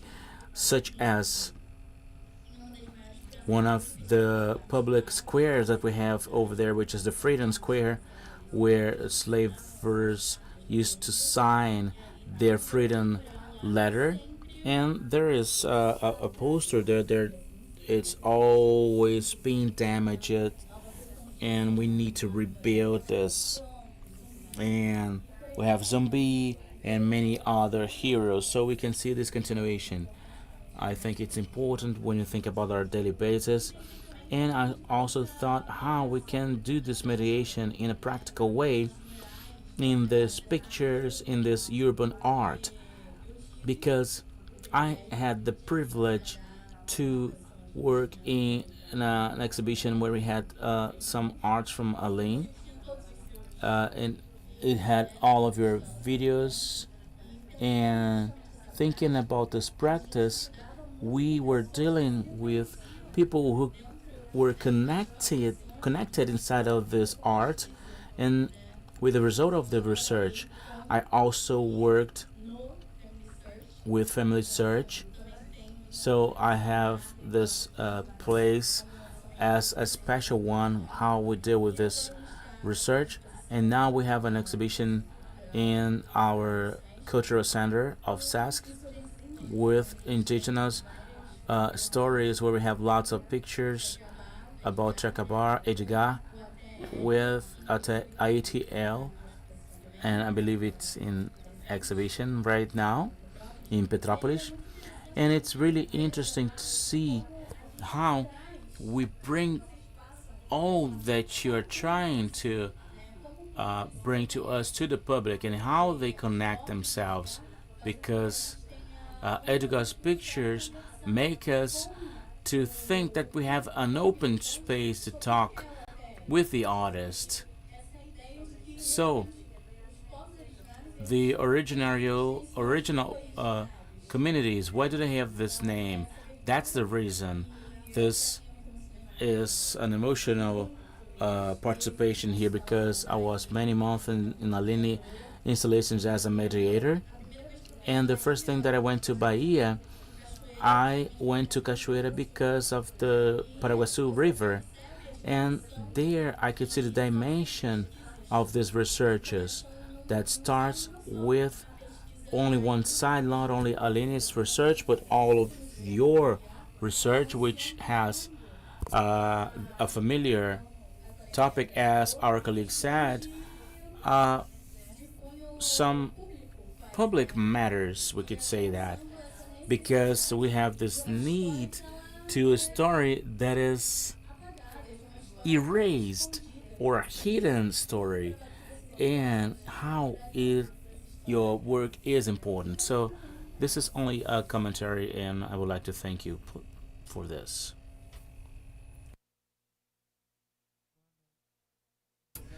Thank you. My name is Luis André, and obviously I am a student from Rio, and I have two questions directed to Aline.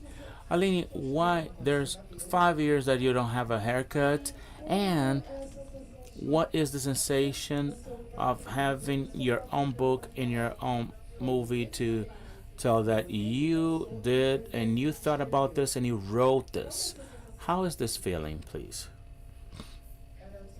This is the only thing I want to ask. Thank you.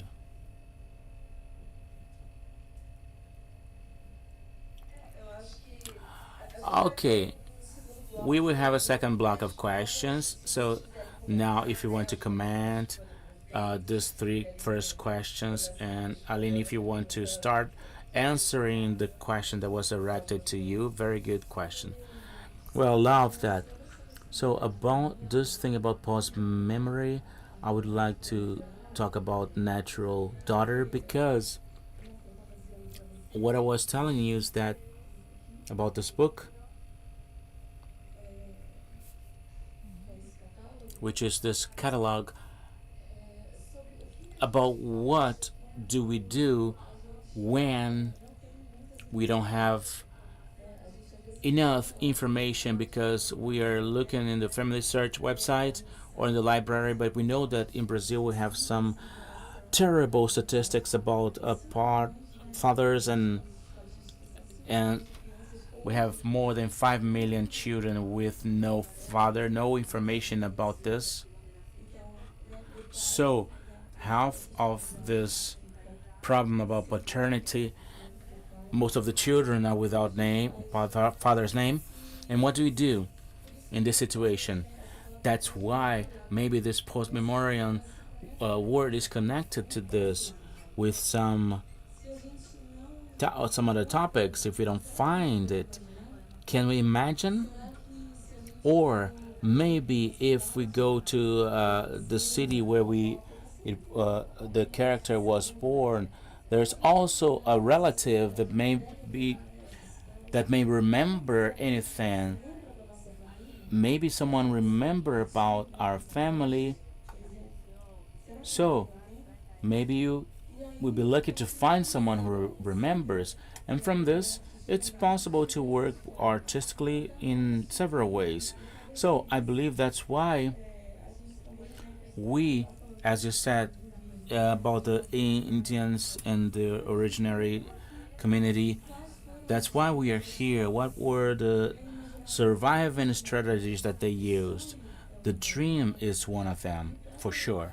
And to connect with the question that was great, why I don't have a haircut, I don't really know, but I think that I'm getting old. I'm not painting my hair, but I believe that we are fighting against the years because I'm getting old and I'm over 50, and the more hair I have, the more I can hide some things. So it's interesting because what I can reveal and what we're trying to hide. So the age, it's impossible to hide that.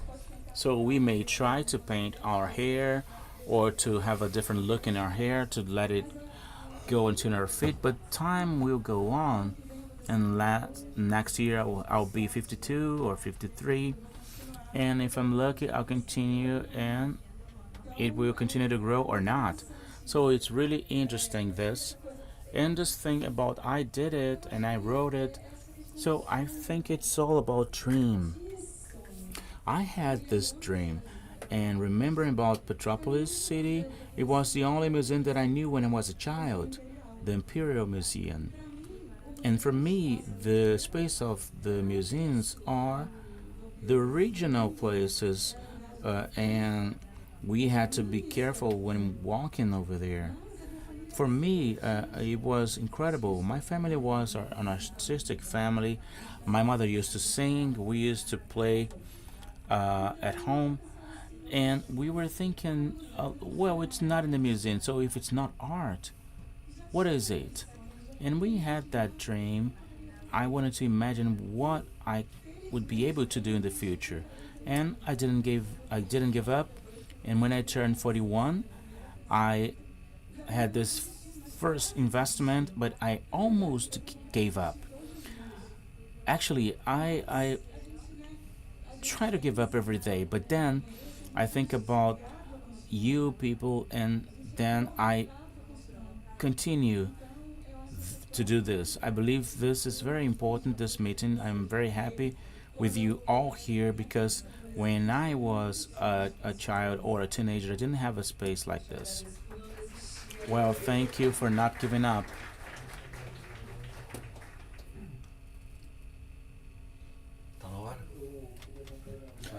I just would like to comment a curiosity about your hair. When I was in Ecuador, the Indians from Ecuador, the old one have this habit to let it grow to connect with the earth. So I believe that the years go by and then you are next to this connection with the earth in a way of progress, spiritual progress and also physical progress. I believe that it goes through these ideas. And a provocation here, talking about museums and spaces, archives, is that we must think about the museums from the inside to the outside, so as we can have better narratives. I really believe that the museums need to be inside of the communities and also inside of the Indians communities and Quilombolas communities as well. It needs to be in different places, go to boats or airplanes or maybe a bus to get out of the comfort zone while space of memory, and to transport it, to have a transportation of memories, to take it next to the people.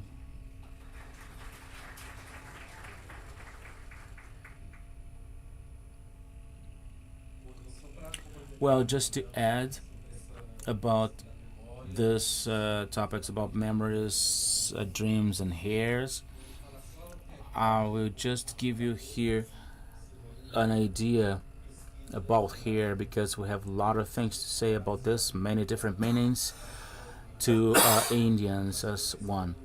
But about dreams and how this ideas is really interesting, because I believe has all to do with this perception of different worlds that we live. Maybe not the real one from the Indians that live here in the city, and the perception from the ones who live in some other territories are different, and not even both of them cannot be denied. But usually when we get to the city, our story is denied. For example, Copy 30 in Amazon, they are debating about the climate changes and what are we going to do now. But we Indians are talking about this since the beginning, since the world was created. We were pointing to some global crisis, climate crisis, and we used to have this fallen sky, which is the collapse of this world where we live now, where people are not able to dream anymore most of the times. And how this idea of dreaming is so important, not only the real ones, but also the dream as one thing that keeps them alive, and to create images and to have imagination, images and imaginations that can create some possible worlds. I believe that it's what we need more and more, and without any territory where we can live, it's not possible. So we need some territory to have this idea of preservation that we need to preserve, and it's not leaving something intact, but also try to use this in a better way. And the Indians communities and traditional communities, Quilombolas and some other communities have a better way to stop this crisis that is not only climate and not only about nature, but it's a human crisis. I believe that we are not going far if we don't think about it.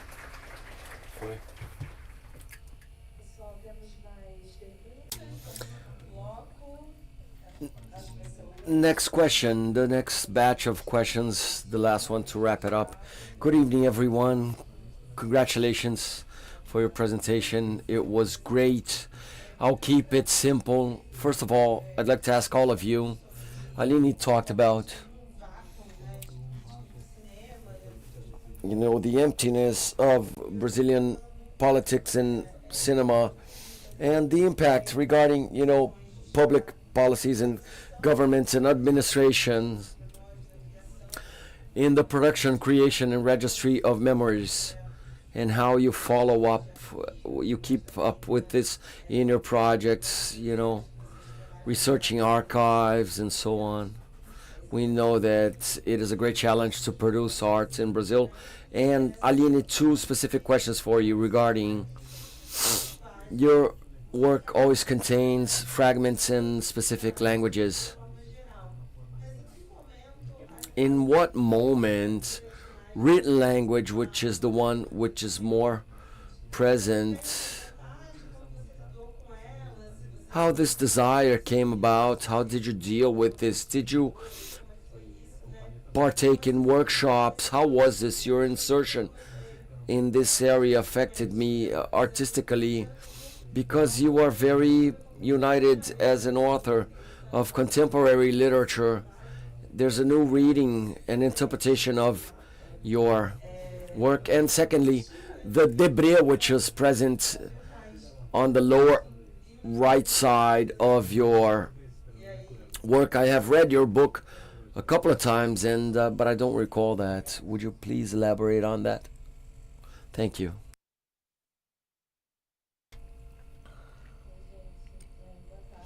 Good afternoon, everyone. First of all, I'd like to thank you.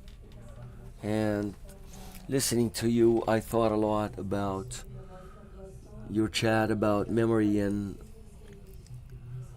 storytelling.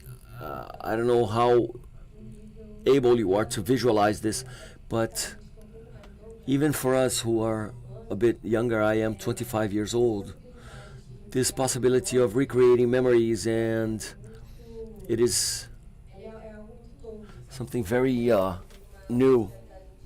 I have an indigenous and black ancestry, and during a long time trying to rewalk this path, I came across giving up, and this is something we're talking about now. So another question I'd like to ask, and which was already asked, is precisely where for you, Aline, does this issue of literature, because you're here in a multidisciplinary, I have seen in interviews you have mentioned you do not read like poetry. I think this is a great issue in your discourse and positioning. I have also read that you were studying poetry when you wrote this book. Is this what generated this scholarship to publish your book? There is a relationship, a report of Maria Legacy, another poet. I'd like to understand all this a bit more.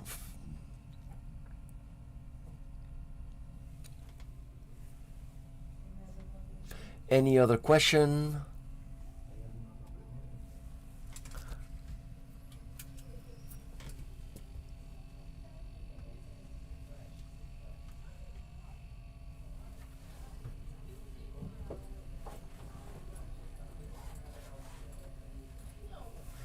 Please don't photograph me.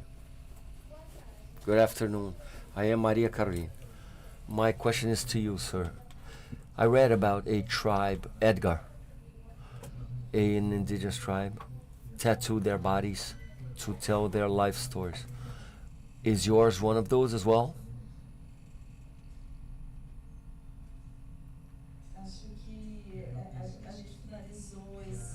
Okay, we've wrapped up this batch of questions, and let us walk towards our final remarks, if you will.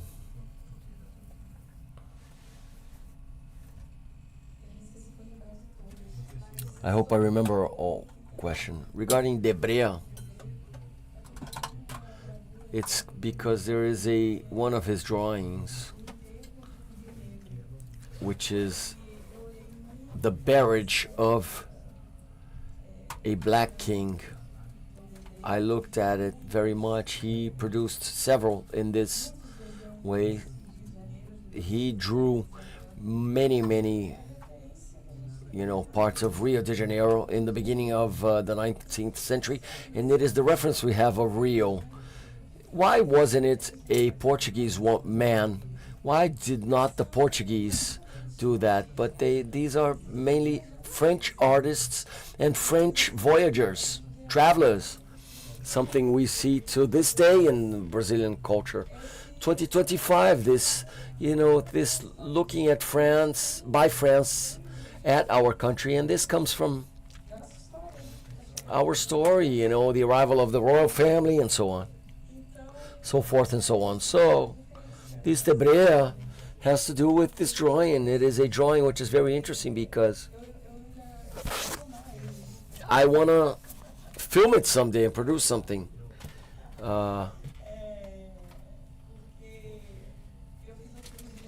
I have a half an hour movie which represents 40% of my book. I wish to film the rest of it, the 60%, which will be a 2-hour movie. So one of the images has a manifestation with people with fireworks, and we know this is a huge symbol in Rio, fireworks, and this originated in ancestral indigenous cultures dealing with firepower. The other questions you asked, well, what else?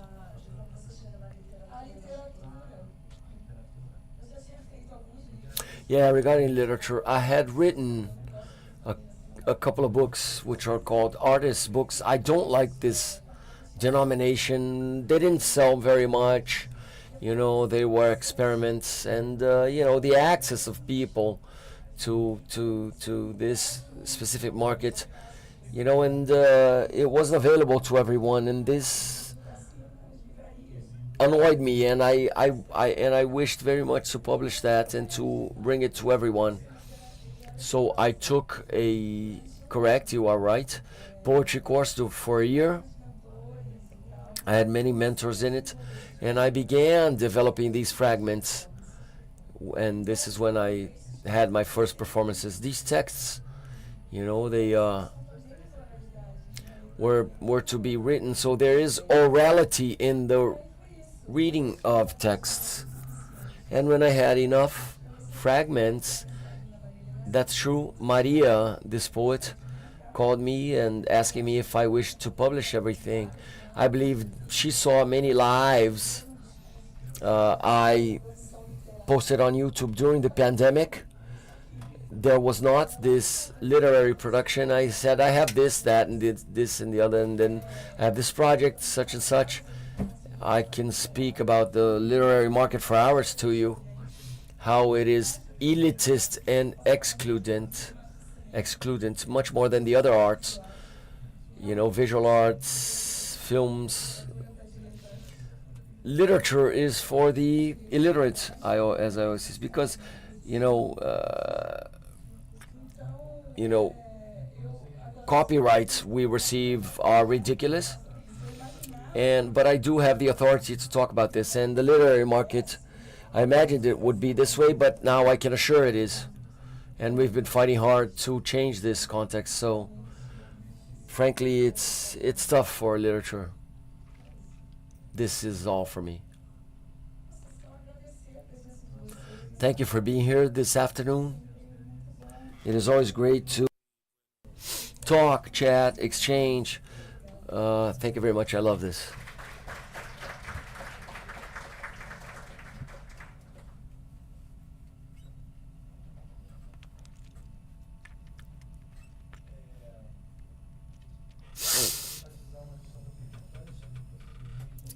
I'd like to point out that we should pay homage while these people are living, these people who are responsible for maintaining, keeping our city alive. They play a central role for us to be here debating our art. You know, that we may, you know, have some orange juice on the corner, that we may walk around, dance some samba, and understand who truly moves this town and keeps it alive. Thank you, everyone, for this great afternoon and brilliant, sharing knowledge, learning a lot with each and every one of you. Thank you for this opportunity, Sesc.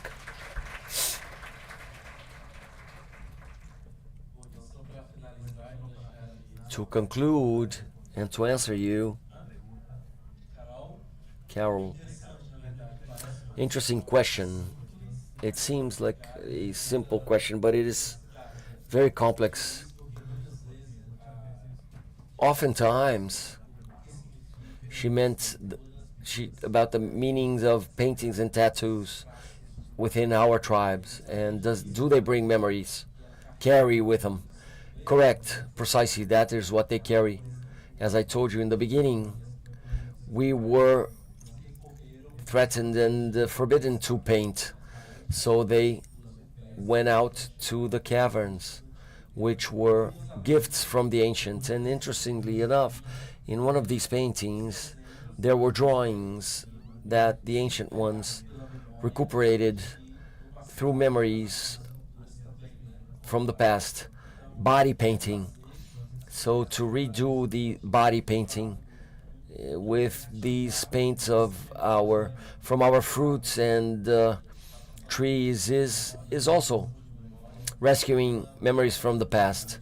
This is very important to us because you can only have this through the collective knowledge and this memory which is impregnated in nature itself, if I may.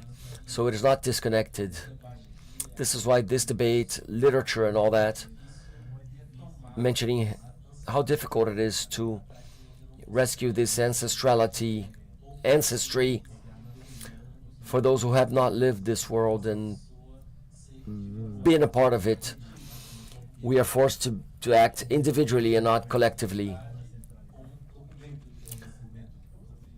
It is very difficult to rescue ancestry as a document.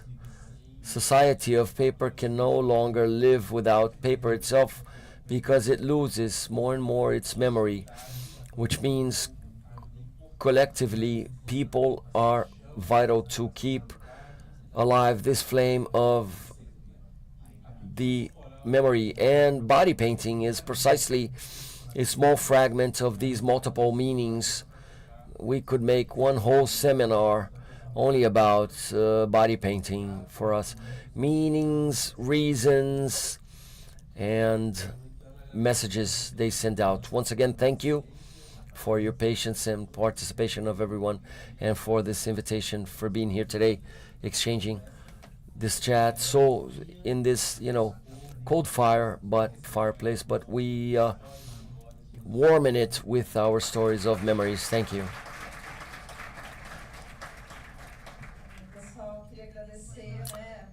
I'd like to thank these artists who brought so much with such generosity, opened their hearts, processes, and thank you, Sesc.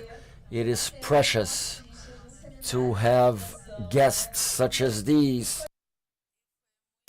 And we spoke very much about the way individual stories will reverberate and be replicated in ample stories as well. And mediation is to utilize each one's individual repertoire to connect these more ample works of art and memories.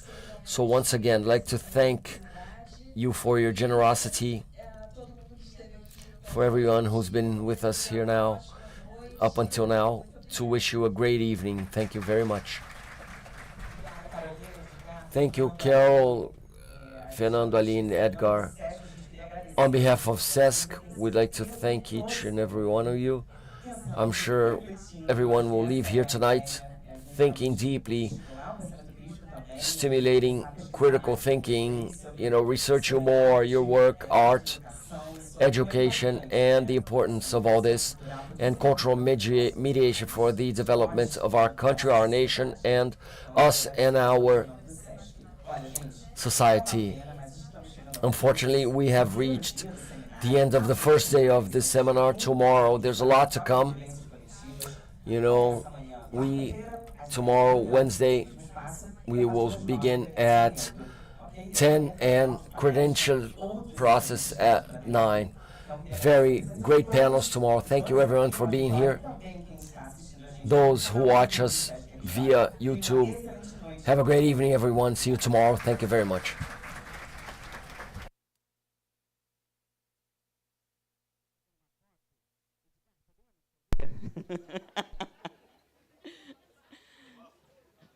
Já está. Devido